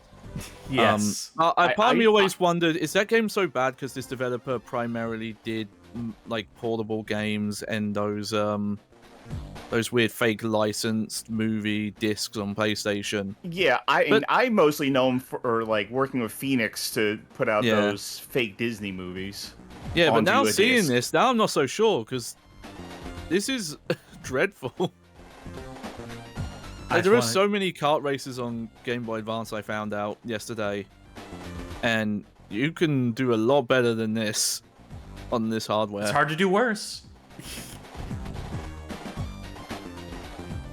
This AI is brutal, by the way. I'll be happy if I just don't come in fourth, but something tells me they're gonna sneak up behind me. I think this one has it looks like they have higher top speed on the straights, but they might not have access to power-ups.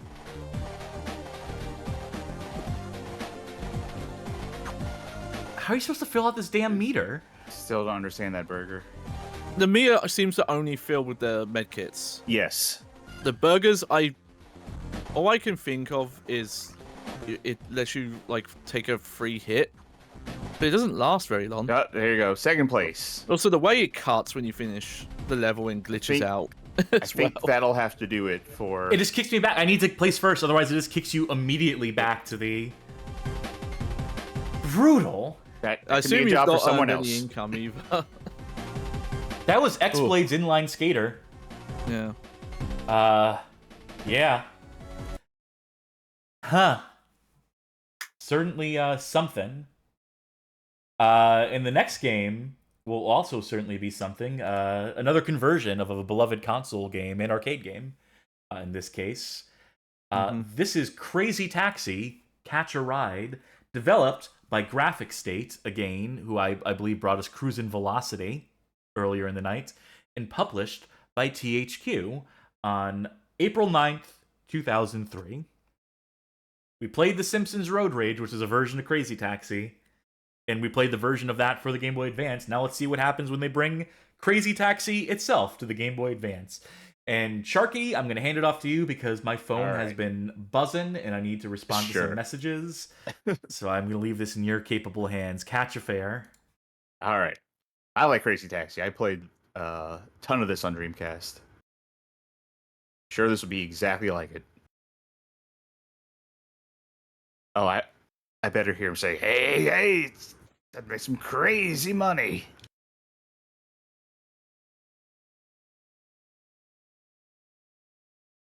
Graphic, we saw them tonight already. What game did we see these people on? There's Cruis'n. Yeah,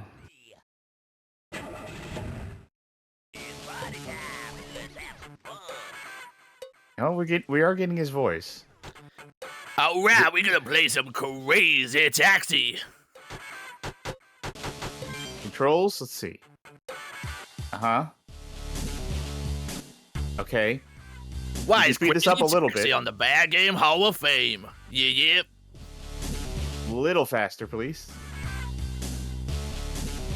Is that it? Oh, okay. Yeah, they reverse the controls. Like on console, shifting would normally be on A and B, but they have it on the triggers here. Or ever turned. Box. They have Crazy Box on here. I'll have to go back to that.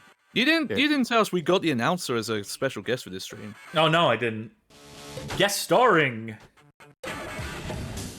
Oh, I wonder how many licenses they have. Are we gonna go to KFC? We're gonna go to Tower Records. Also, I always play this Gina. Oh yeah. I always play as Gina as well. Yeah. We also have the lead singer of The Offspring. Yeah, that's what he sounds like. Ooh. It's weird because it's kind of the riff from the song, but it's slightly different. Hi, hurry over here. I was trying to do the boost thing, which I don't know how that's gonna. This is so sluggish. You can do it in this version. Whoa, look at this crazy frame rate.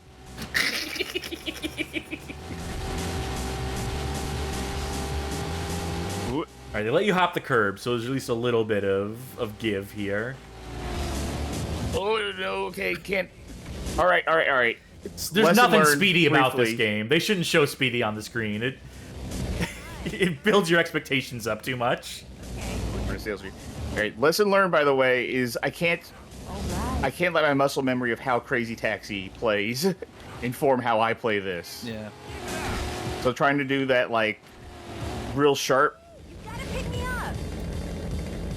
All right, where are you? Look at that van sinking into the ground there. It's... Hi, Yep, hurry over in. here. Alright. Man, there's a lot of red vans out on the road today. No, other way. They other kept way. a lot of the Other way. the voice in though. Alright. This is sickening. Yeah, this is one I always classify as incredibly impressive that any of this works. That like. What do you mean I'm going the wrong way? Hey, I'm watching the stream. There must be a stream delay. Sorry about that. Oh, that car literally came out of nowhere. But yeah, it's like this works somehow, but it's. Well, actually, maybe that's not the right thing to say. Yeah, no. Yeah. Debatable. All these systems are here, the level layout's here, but like At what this cost? is not shippable to me. I don't know. I feel like if my eyes operated at a different frame rate, that this would be cool. If my perception of the world were completely Yeah. skewed, I could maybe get something Yeah. out of this game. And Crazy Taxi has such a specific. Even in the main version, it always had a very jank collision system that kind of worked in its favor, and they definitely do not emulate that here. Because hitting stuff in Crazy Taxi actually doesn't like kill your momentum in the same way as most games. You kind of get pinballed around. Not the case No. here. Time this- to run it out. Yeah, this is the end of this run. Oh, this is hell of the end of this run. All right, well. All right, I need to. Look at the. All right, let's see how you did today. Now let's take a look. A classy license? Get the fuck out of here. Game over. All right, I want to A, try that again, but B, first. Oh, yeah, Richard are bad. I do have a pro tip that might help with the frame rate. Go in the options. Well, first of all, back. Uh-huh. You can turn traffic density down, yeah. Oh, yeah. No traffic. Well, okay. Least traffic. No, Right. from what I remember, it doesn't really make much of a difference. I'm curious about. Slime Yeah, Generator this is- in chat says, if you locked a couple of Vectrexes in a cave and let them reproduce for several generations, their evolved offspring would produce graphics like this. I believe Yeah, it. this is It says to do the crazy dash. I don't know how to do it in this. well, you go to reverse and then you shift into drive. Then like you have to do in a one There it is. motion. Yeah. That's a nice thing actually. That's kind of taken from Crazy Taxi 3, where you get the flames when you do the crazy moves. Did I? I guess yeah, you you have have to do to it closer frick it. to the ramp. Well, actually, no. You want to do as many as boosts as possible before you hit the jump. Yeah. Oh, I reckon this is trying to be that Bad Religion song. Duh, duh, duh, duh, duh, duh, duh, duh. 10, 2010. Yeah. I never could tell what the words were. His voice just very. I'm sure. I am very surprised that it has Crazy Box. Yeah. I wouldn't have thought they'd do all this. It seems like it's an impromptu tutorial mode, almost, That's- to teach you the that's- yeah, mechanics. Yeah. Yeah, that's what Crazy Box always Yeah. was. Yeah. You know what? Now that I know how to do the dash, I'm gonna try think Crazy you Dash got it? again. Yeah. Oh yeah, good Cross question no from rules. I Am Headful. Oh god, do you unlock the rickshaw at the end of this? I actually don't know if that's in this version. We will have to look into this.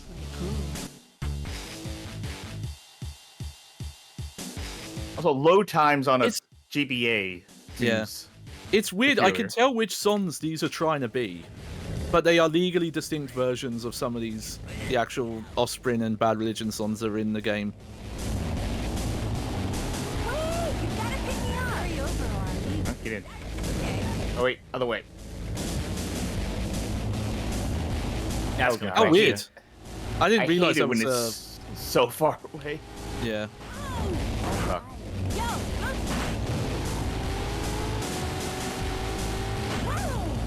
alright. By the way, when you said it was going to help the frame rate, not by much. Not much. Yeah. At least help the traffic density so you have Yeah. more room Yeah. to maneuver. Not much, Yeah, a little but bit.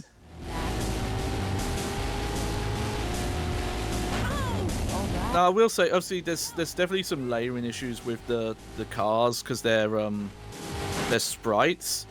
But I will say the 3D geometry on this is surprisingly stable. Compared to like a lot of 3D on the system that has a lot of warping and texture. It's because weirdness. they're rendering it at like at half resolution or maybe even like third resolution, Yeah. which is also what Nightfire did to maintain any degree of like performance. You can see that pixels are all doubled on like all these background elements compared to stuff in the foreground, compared to the sprite layer and stuff. There's something about my frustration with the speed I'm going at that is leading me to treat this like it's a PlayStation 2 game, which is to say I'm really holding down fucking hard on this accelerate button to the point where I'm like, oh, I don't think this is good for my Xbox controller. Yeah, not any analog buttons here.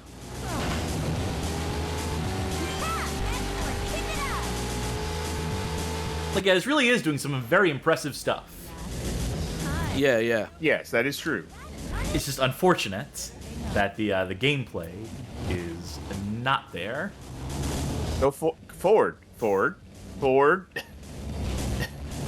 And because looking at it, I don't think there's much you could have done to improve this. And outside of remaking the game and not going for this perspective and having like make a more original game. But I mean, just the technology they're using on the system. This is probably the best you could do. You shouldn't have. Oh, you shouldn't have. But no, then again, maybe a different developer. Like the stuff VD Dev were doing, which again we probably won't get to today. But they did multiple like open world driving games on the system, and they ran a lot better than this. Yeah, that's the thing actually. I want to be kind to this game because it is quite a technical marvel. But then I remember Driver 2. Where are you? is on this system.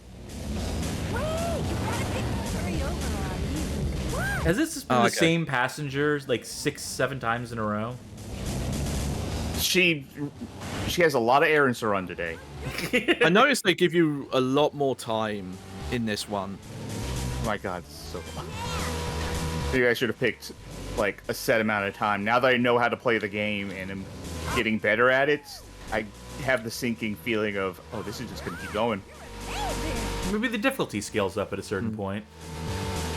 I wasn't paying attention. Have we seen any of the nothing brand real world locations? Yeah, this might be too late for that. Actually, no. I think the PSP ports of Crazy Taxi 1 and 2, I think they did have the KFCs and the Tower Records and stuff. I feel like if you lose the license to that stuff when you try to make a later version, you should just like include places that are like long since dead. Roy Rogers, so that no one can see you. Like take me to the Radio Shack. Take me to the TGI Fridays. Which is funny because I think there are some in the base game that are like super defunct. I need some grub. Get me to the Boston Market. Yeah. I swear there's a Boston Market around here. Hell yeah. The one near me just really closed. Good at this game, Chucky. I mean, all it took was figuring out how the Crazy Dash... A, figuring out how the Crazy Dash worked, and B, turning down the traffic density. I do want to see you try a Crazy Drift at some point. I really don't know how to do that. Bobmater in chat says... You just shift back and forth while turning. Bobmater says, "Get me to Racks, baby. After that, take me to get my vasectomy." No, like literally, like reverse drive, like. Just don't let off the gas at all? I think so, yeah.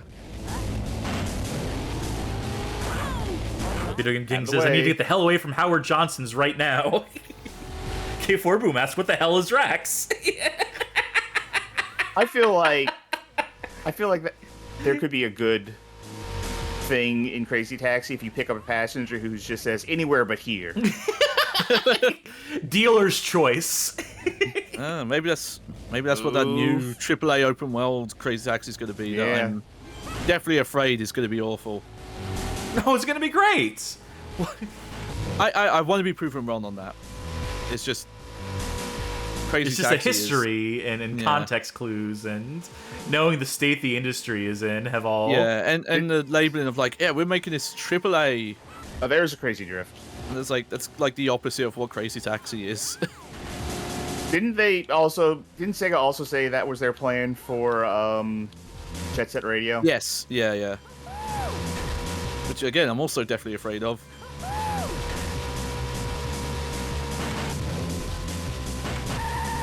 Ah, okay.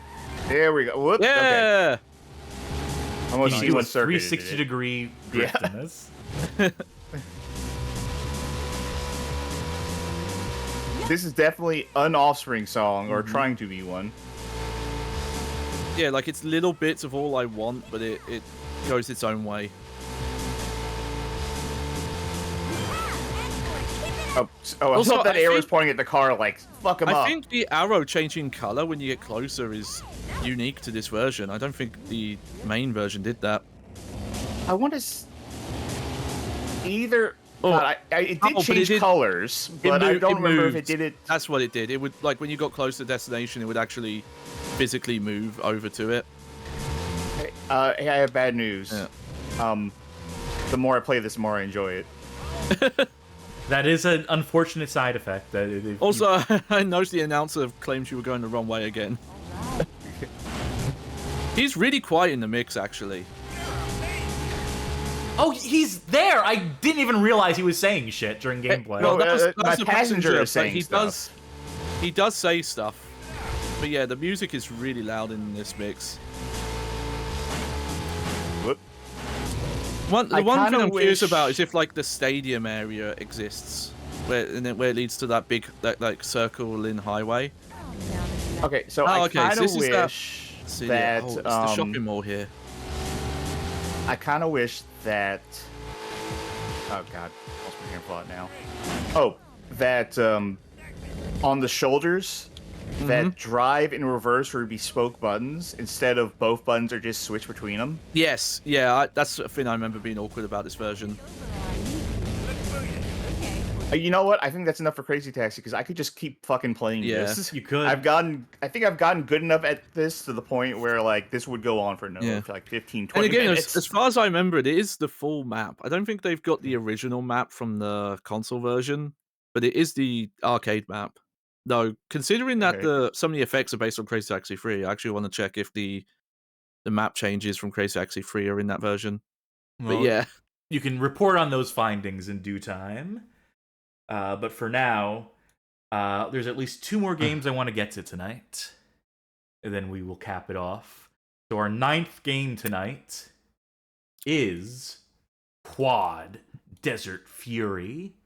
Developed by Skyworks Technologies and published by Majesco on September 25th, 2003.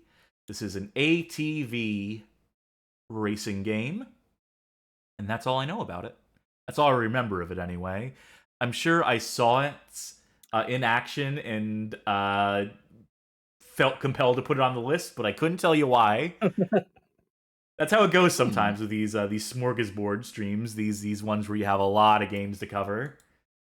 Is that sometimes I just need to take one look at a game and I'm just like, all right, that's going in.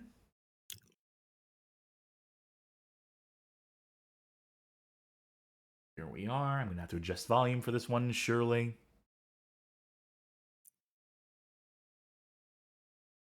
Very good. All right, got it. oh hell yeah, more digitized guitar. A little lower. I know some people have a hard time going back to this like bit crushed sound of the GBA, but I don't know why I have a big nostalgia for it. It's like the Castlevania Advance Collection replaces all the music, and it's like, nah, I want it all compressed. So I went to Quick Race, and which of the tracks do you want? 1 through 7. Love how there's no names, no identifying like features to them. That's, Just you know. that's the shape of the track. Oh, it's shaped like a 1. It's a straight line. Oh! Yep. Is it coming back to you? Yeah. Yeah, I know. Does this have different camera modes? I don't think it does. I remember. Hey, So there's a- that was sick though. The way you landed back on Yeah. it. So there's a couple of 3D games on the GBA that do this like Voxel-looking style. thing. Yeah, and I think there was one of these that had a first-person perspective. Well, L and R actually shift the camera, turn your head. Oh wow! Hey, that's first time of the night. Seen that. Oh, I missed the checkpoint. You know, I'm going to cheat so we have a chance here. I like when you rewind, you can see what the game would look like if it had a good frame rate. Magic Mouse in chat says, suddenly Crazy Taxi on GBA is way better. Yeah, like the frame rate's about the same, but there's way less on screen. Just this, like, granted, this level of like terrain deformation is really impressive, but again, at what cost? It looked like I was just driving up straight 90 degrees, and I flew up in the air. Woo! This is uncontrollable. It's A and B accelerate, or A to accelerate. You hold down B and A to reverse, but it's the turning. It's the not being able to. It's the fact that tapping the D-pad sends you like at a 90-degree turn. Oh yeah. So like straightening or just like making micro adjustments is just barely a thing. Yeah. Reminds me of using quad bikes in GTA San Andreas. For some reason, they're always really squirrely like that. Your ATV sounds like you gave a duck a kazoo.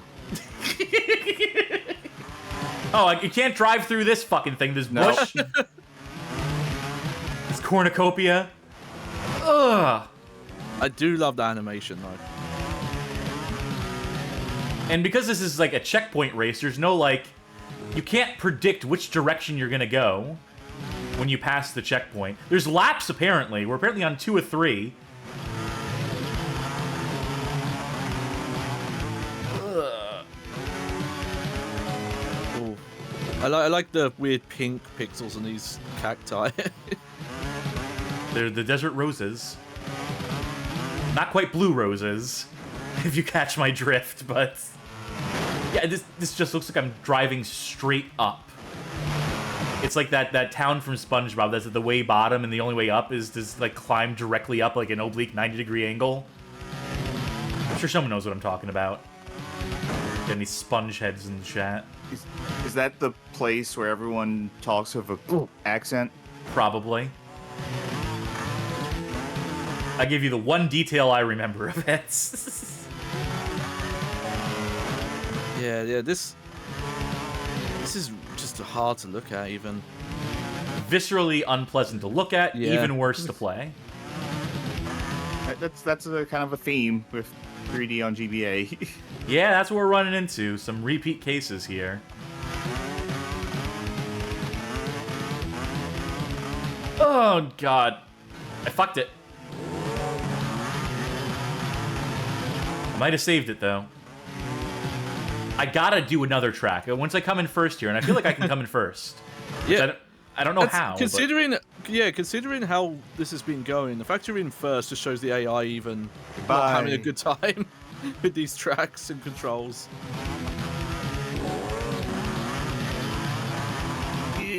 Who was that? Wait, if you're still in first, then who are those guys? What were they missed the checkpoint. Yeah, I think they're missing checkpoints. Like, yeah, we've missed checkpoints multiple times, gone off track, but... You ever see those videos where, like, they train an AI to, like, solve a maze or something like that, and there's many generations where they, like, just keep running into walls and shit? Mm-hmm. Like, I feel like you're mid-generation with this AI. They just kicked me right back to the main menu. They haven't quite learned the concept of reaching the finish line. Let's see what track number 7 looks like. Oh, what do you know? It's the same shit. Oh, what do you know? What a surprise! Is this a different track?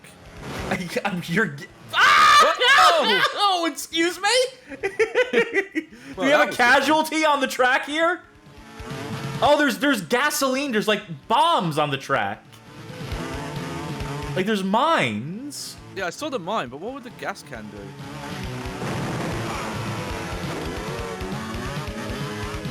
Maybe it makes you go faster. Maybe. We'll find out. I missed it.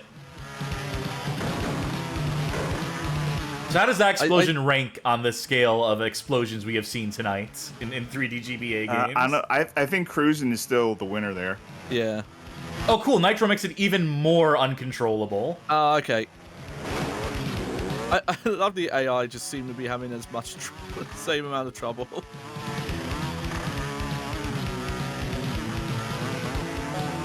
Yeah, this makes me wonder if this game just has one big map and they just do different checkpoint layouts. Entirely possible, eh? Also, I think there might just be this one song. Well, when you got a banger like this, when it shreds so hard, why? What point is there in recording more than one and creating more than one? I don't even know what happened there. Caused that pile up.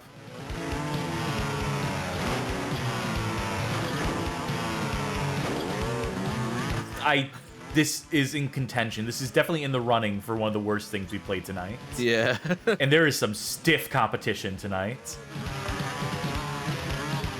Okay, I was kind of hoping you wouldn't be able to get out of that. Just out of the hole, yep. Yeah. But, you know, they gotta let you get out.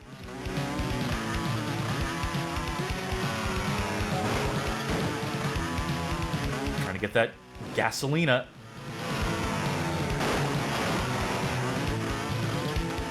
Luckily, my recovery on that was lightning fast. Yeah.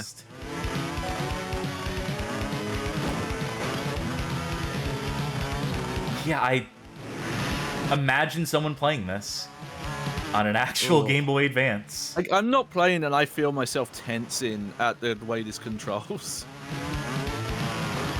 You know what? I've already determined that I can win a race if I want to. Let's get in the hole. Oh.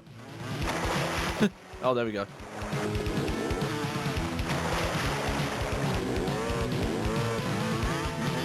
Yep, you can just... Yeah. And this is have to let you, don't they? You wouldn't be able to... Or they could just, like, do, like, the Mario Kart thing where you fall in, then the reset, yeah. Then a Lakitu picks you up and drops you off outside of the perimeter of the hole again. Oh, I just don't... What this game is, I just feel like the engine couldn't handle that. It's held together with duct tape and a prayer. Yeah. No, not the bush!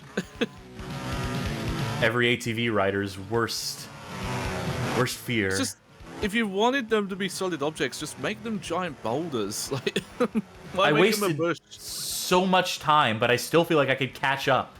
I still feel like there's really not much distance between me and the other racers. Yeah. Maybe they all fell in holes too. It really doesn't matter them crashing constantly either. It doesn't really seem to have one effect on it one way or the other. Yeah, the fact we could still see him there. They might just... This is conspiratorial, but they might just shut the AI off when you can't see it. Oh yeah, if you get too far away. I could see that.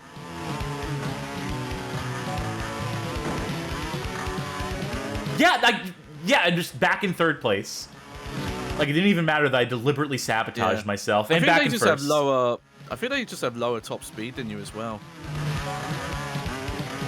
And that masters I guess the that's quad the like I saving am. grace of this is that they knew to make sure this was easy. Small miracles. It's gonna be did they know to make it easy, or did they not know how to make the AI work? Probably the latter, if we're being honest here. Well, that's the thing. I feel like when AI is bad, it's usually because it's just not AI. It's just, oh, here's this predetermined path, and the AI just does it perfectly. Whereas making AI that plays more like a person and has flaws is actually a lot more work. I've had enough. Well, I mean, it could potentially be like, hey, path find from this point to this point to this point, and it just cannot navigate that. Yeah. Does anyone else want to sample this for like a second, just to see? We have to find an answer by ourselves. I am headful ready to say something nice. Well, we already said the AI thing. This song is rocking. Okay. I'm faking. It's... Okay, well, I wanted to test something, and I confirmed that you do have a little bit of air. You can... I could get a big jump again. Let's see if I can show it off. It is impressive that there's this much elevation, there's this much difference in, like, height and variance. Yeah. For one of these. I mean, granted, it's all illusory because the game has no real concept of angles because you can drive up a straight wall. But actually, you know what? I want you to do something for me, Johnny. I want you to forfeit this race. Just drive in any given direction and just fucking keep going. I don't know if it does anything, but I did figure out you can, when you're in a jump, you can like hold back and you'll tilt the quad bike back or forward.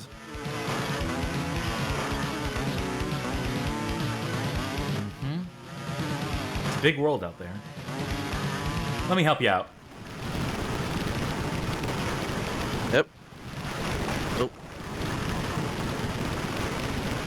Yep, it's going. It's going. I'm half expecting the world to loop at a certain point. In fact, I think it did. Oh, yeah, hang on. I was gonna say, I'm expecting you to end up in a different game that we played earlier tonight. Well, it's a better one than this. There were the train tracks, but there was a specific, like little pondy thing we kept passing. That you kept going through. I'm getting Unearthed Trail of Imbatuda vibes. Yeah, I think this is just, it's a looping world.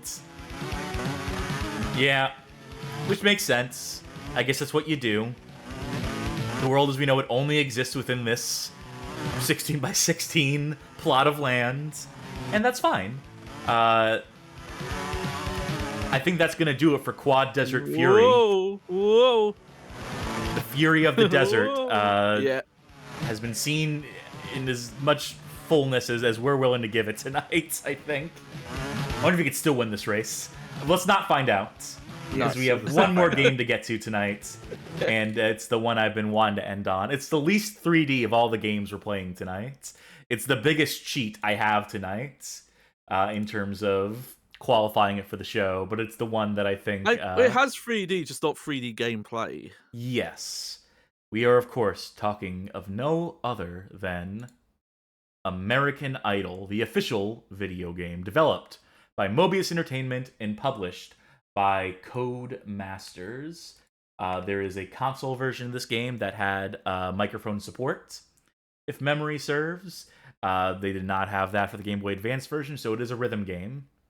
But it has 3D graphics, and it has, let's call it voice acting. Now, by the way, it was November 11th of 2003 that this game was published and released. And we are going to cheat here. We are just going to use a cheat to unlock everything right at the gate. I mean, first we'll do an audition. We'll play one level the way it's meant to be played. Look, I feel like I'm the rhythm gamer here, so. Yes.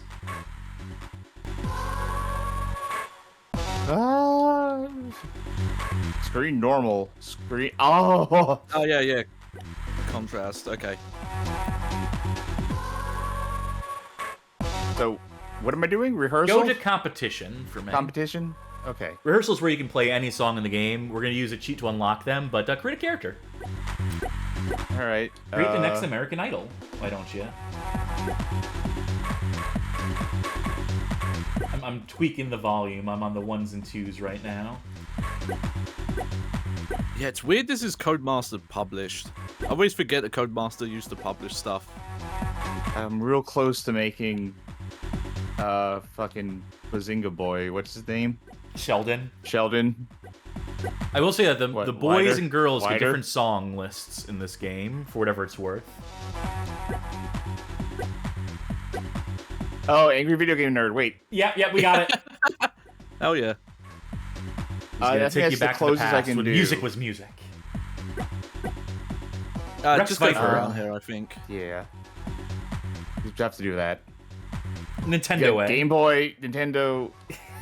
Real quick, I remember the numbers. Yeah, I've made that mistake a few times tonight. All the way to the right. There we go. I will survive. I want to dance with somebody or twist and shout. I will survive. That was the song. Good luck with your first audition. This is definitely not Ryan Seacrest.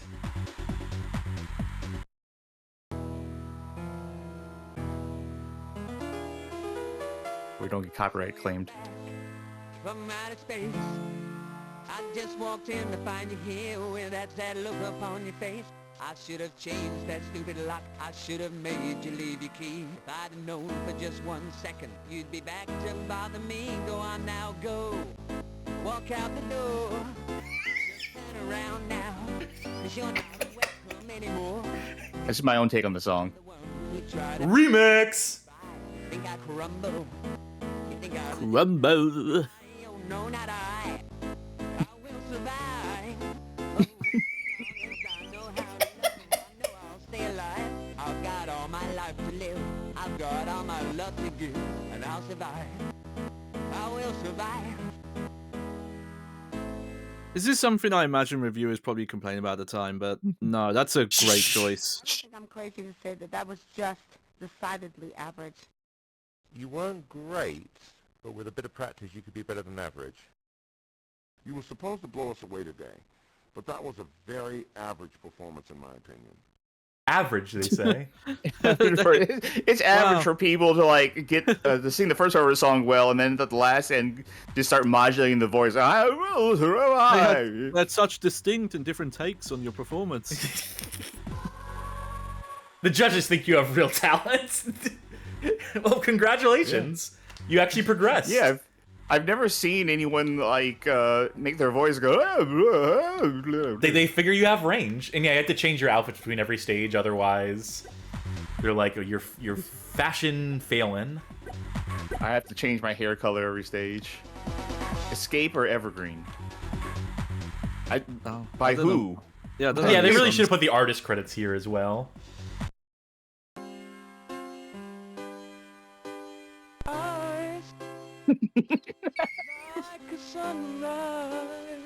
It's not like the good singing. It's not like when you hit the notes, it sounds much better. Yeah. No, it does not. And I wonder... My goal is to do the first part of the song good, so I can just bomb the second part. Just still move on. I warm up with good singing first, and then I hit him with the special. You're like Dave Mustaine. You can go for a little bit. But at the end of the first half of the first song. Make it last forever.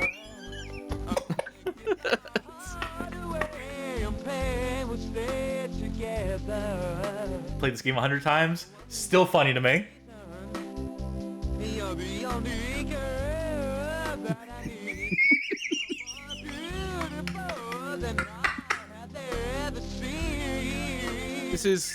It's not direct inspiration, but this is like the proto example of the shred video phenomenon from a while back. You shit here with me. Their worst performance yet. That was real good. Now stop being nervous, okay? Once again, you lived up to my expectations. Well done. You nailed it. You know what? I actually found myself enjoying this. This was good. Good stuff, baby. Oh, fair enough. He sounds like someone stuffed a sock in his mouth while he was trying to deliver those lines. Stop being nervous. I just think you have real talent. See you next stage. All right, well, I guess I gotta change my hair again. Wardrobe. All right, good, great. Like this, come on. Yeah, it's gotta be. Okay. Flying through the audition process. This would be like a week 9 episode of the show. What if I told you it was all meant to be? It's weird they made you press buttons at the start there, because there wasn't any singing. Well, it's good for our purposes. It's almost been feeling. I think the band needs some tuning for this, honestly. So tell me that you don't think I'm crazy. It takes a while for it to like come back to sing correctly. Come here and now, a moment like this. Some people wait a lifetime. Like this. Some people search forever for that one special kiss. Oh. It's perfect though, because it sounds like when people think they're a lot better singers than there are. And what they're trying to do all the vocal styling on their notes.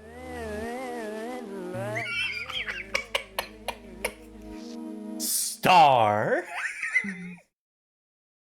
Not bad. Not bad at all. Okay, this may surprise the others, but I didn't think you were that bad. You know, I actually quite enjoyed that, guys. This was good. I don't think they can disagree with each other. It doesn't seem mechanically that it's possible, which is a shame. Maybe there's certain percentage thresholds. Final 10 already. Yeah. Whoa, whoa, whoa, whoa, whoa, whoa. Oh, you can watch the other contestants perform. You can watch their songs. I have a feeling they're not going to have the artistic vision that I have. No. Yeah, we need to just tank one now. Completely? Yeah, and then put the cheat code in. Oh, God, the choices. We're spoiled for choice. Gimme Genie. All right. Give Christina some play. I feel like Living the Vida Loca could be really funny. All right, do Living the Vida Loca then, and then I'll do Genie in a Bottle. It's just a great song, though.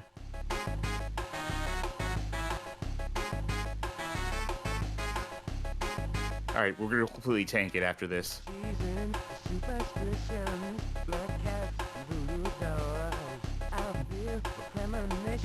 This is not a great MIDI of this song. That bass, though. Who broke that TV in the back? What happened there? Wiimote.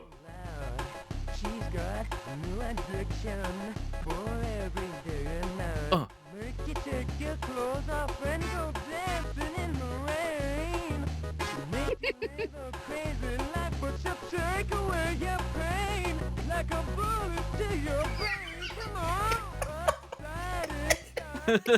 You have to sing both parts there, I like that.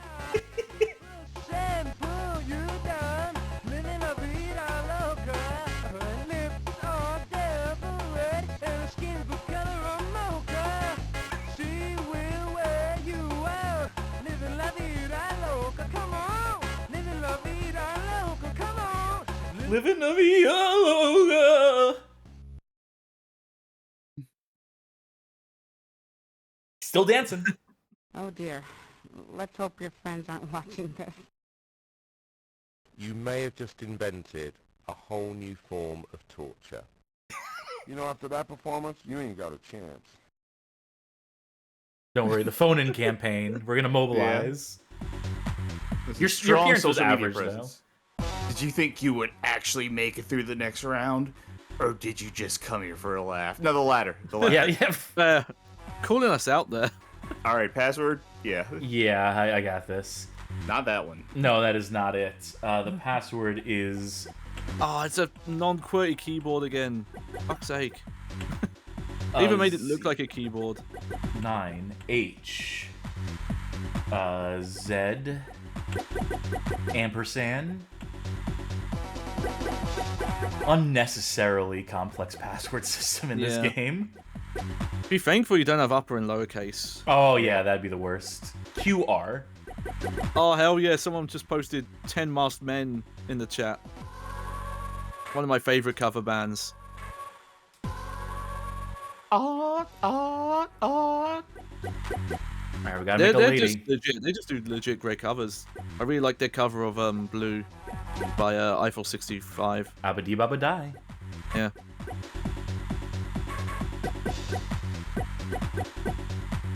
Oh, way more wardrobe options. Oh wait, maybe unlocked from the password. Yeah. This is a look. Yeah. Alright, let's see that full Girl, song you list. got the look. I will survive. I want to dance with somebody. Twist and shout. Escape. Evergreen. A moment like this. Thank you. Genie in a bottle. Live in La Vida Loca. Bye, bye, bye. Baby, one more time. I want it that way. Oops, I did it again. Fast love like a virgin. Let me entertain you. Spinning around. Waiting for tonight. Suspicious minds. I'm a believer. This one is, I think, the funniest to me. There's some dancing in this one. There's some warble. There's everything you want. Multiple songs from the Shrek 2 soundtrack, though. Who's taking this one? I can do it. Yeah, go for it.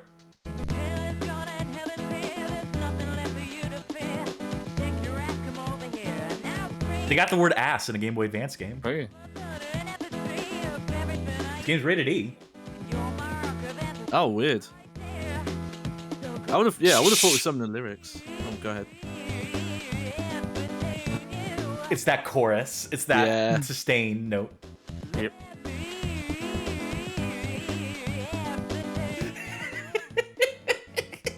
Sorry. It's like when Vinny Vine saw us. There's like Speen.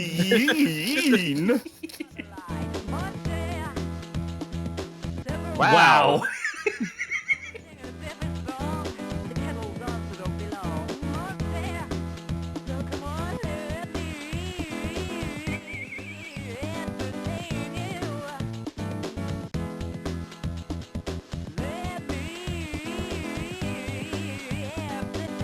I love the little kick, the little jump kick. Are they gonna judge me? No. No, you don't get the judging in this, unfortunately. How do you get the appearance to be good? I have no fucking idea. You know, let's try dressing professionally. Let's try, like, yeah. Can't go too wrong with this, right? Just like... The hat is baked into, like, your soul.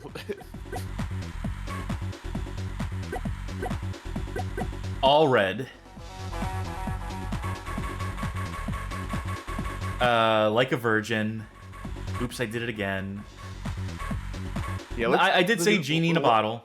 Yeah, this will be a last song, I guess? I think this will be the last song for tonight. All And right. folks, if you enjoy this, these vocal stylings, play the game for yourself. Feel like I've been locked up tight for a century of a lonely night, waiting for someone to release me. Preach it, sister. I'm launching my way, but that don't mean I'm gonna give it away. Baby, baby, baby. I'll be honest, even when I'm not fucking up, it doesn't sound good. No. My body's saying, let's go. Oh.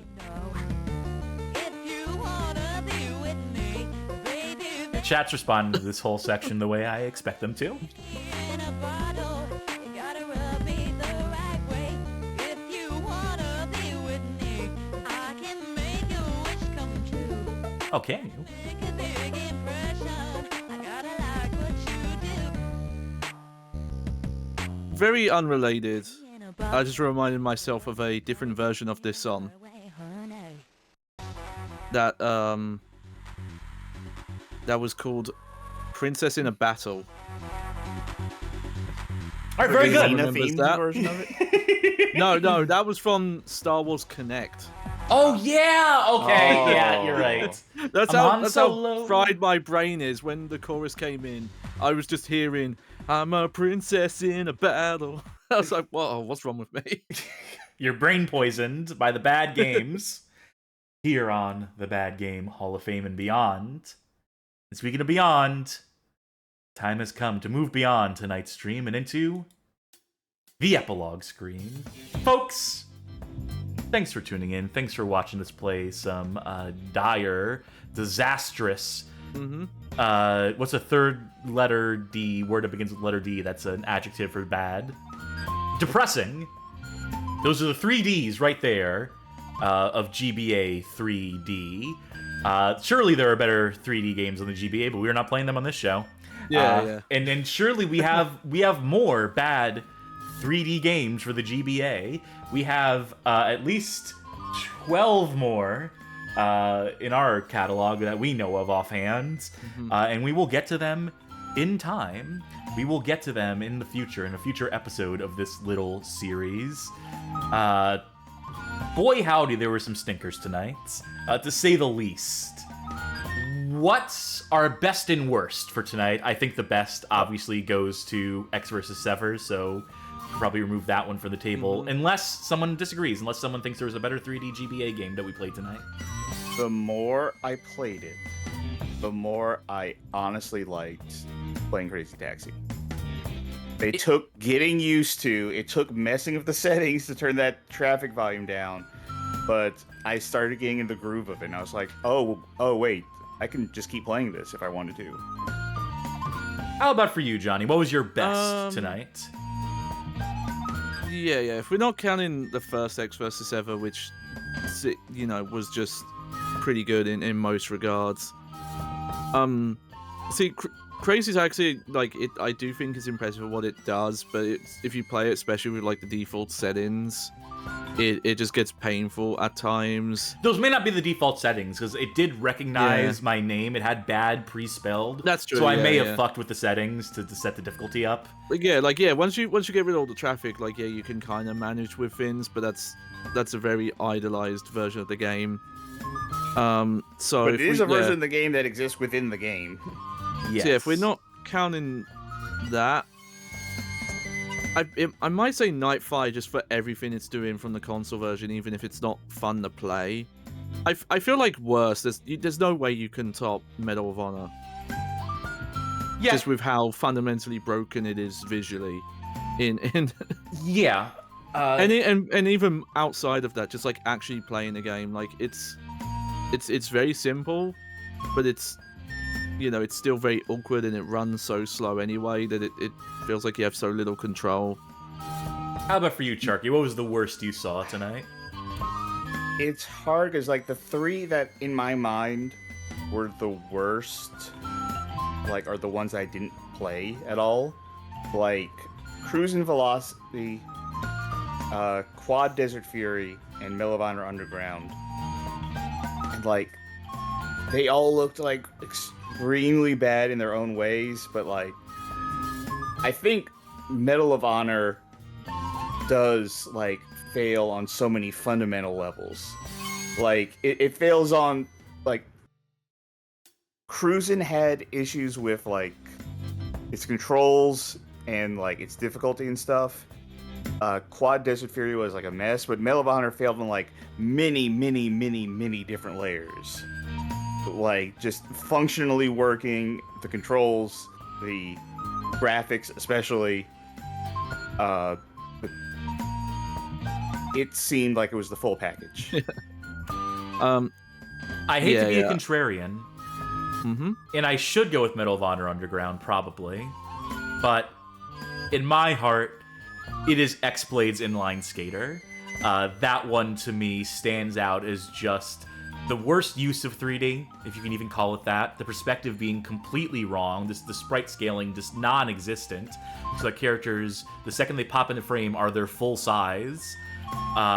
Just the fact that it's all 90-degree angles on the track makes it the worst simulation of like driving of tracks, of navigating a track that we saw between the racing games and snowboarding games and other sorts of games we played tonight.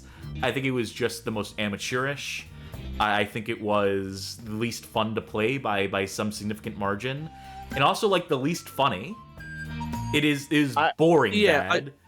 I agree with that. I would say I think Cruis'n play had like what felt worse to play. I would buy that. I would say only one game tonight literally started giving me a headache. Well, there you go. That's its own Not a headache, thing. but I wouldn't blame people. Maybe take a minute, step away from your computer, because I definitely feel a bit weird after looking at some of that. I do want to give a dishonorable mention to SSX Tricky, specifically in terms of its adaptation of the main console version. For fumbling the trick so bad in converting a game. Yeah, like, because as bad as Medal of Honor Underground is, it is the same levels, and as over-complex as 007 Nightfire is, it does, again, replicate that. And Crazy Taxi is really close to actually being one-on-one. But SSX Tricky is, if it didn't have the branding on it, you could think it was just a generic snowboarding game. Like if it didn't have the characters and some of the music in the menus, like it visually, gameplay wise, like it's nothing like the game it's trying to emulate at all. And like does not like it really fumbles. It's not even fumbles, just like it uses 3D so poorly. Like it does so little with the fact it is 3D. Yeah. Like it even though it's 3D, it feels like the complexity of the I don't know the exact name of the official technique, but it's what Road Rash did, where they use like the layering to simulate the road like going up and down and doing the big sweeps like that. That's like the complexity of 3D you would get on Game Boy Color. And that's what SSX Tricky does with its like more advanced 3D. Yeah, I think that's a fair, like, deep level technical assessment of it, which, yeah, I'd say. And there are some weird 3D games for the GBC as well. There's that Toy Story Racer game, which has pre-rendered FMV tracks that you drive on. That's a different stream, though. That's a different theme night. That's a different... We'll find some other excuse to bring that one up. Yes, there are more 3D GBA games, bad ones to play. We will return to this segment in time. I want to thank folk for tuning in tonight. I want to say thank you for watching along. We hope we put on a good show. We hope you didn't get too motion sick, anyone at home trying to watch this one. If you like what you saw here tonight, consider subscribing on Twitch, pledging on Patreon, becoming a member on YouTube. Doing any of the above will grant you access to the Patreon Saints channel on our Discord server, wherein you will be able to vote on the direction of the show in polls. It makes suggestions. This helps steer the ship that is the SS Bad Game Hall of Fame. And if you can't financially support us, we completely understand. We would ask that you consider sharing the videos with folk you know that you think might gel with this little show we do. We have a playlist on YouTube. It's called Suggested Viewing. It's a selection of videos we think make for good onboarding onto the channel.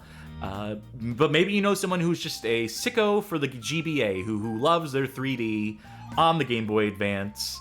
And maybe this video will be the perfect one to show them. We leave it to your discretion, dear viewer. And of course, if you can't do that, just tuning in is enough. We thank you for turning up. We thank you for suffering with us, as the case may be on some of these episodes more than others. And tonight was a rough one in terms of the suffering we had to endure. So we hope it was appreciated. We should see about rating someone. I'm gonna send folk Sebball's way. They are doing their $5 or $0 marathon viewer shuffle freestyle for November 2024. It's a lot of words. They are playing a variety of games, I imagine, where you can make them play something else by hitting that shuffle button. So consider giving that a watch. Let them know we sent you. And we will get that underway shortly. I, for my part, have been your favorite two-dimensional girl, Cassidy. I've been not scaling correctly in the distance, Sharky. And I've been your warped texture, Johnny Baghead. Thank you again for tuning in, everyone. We, the Bad Game Hall of Fame, will persist and continue. I don't know what we have planned for the rest of the week, so we'll figure that stuff out. We will let folk know in the Discord server, which you can join, by the way. Even if you're not a patron, you can still join that Discord server and come hang out with us, and so on and so forth. But that will do it for us tonight. Bye! Good night, everybody. See ya.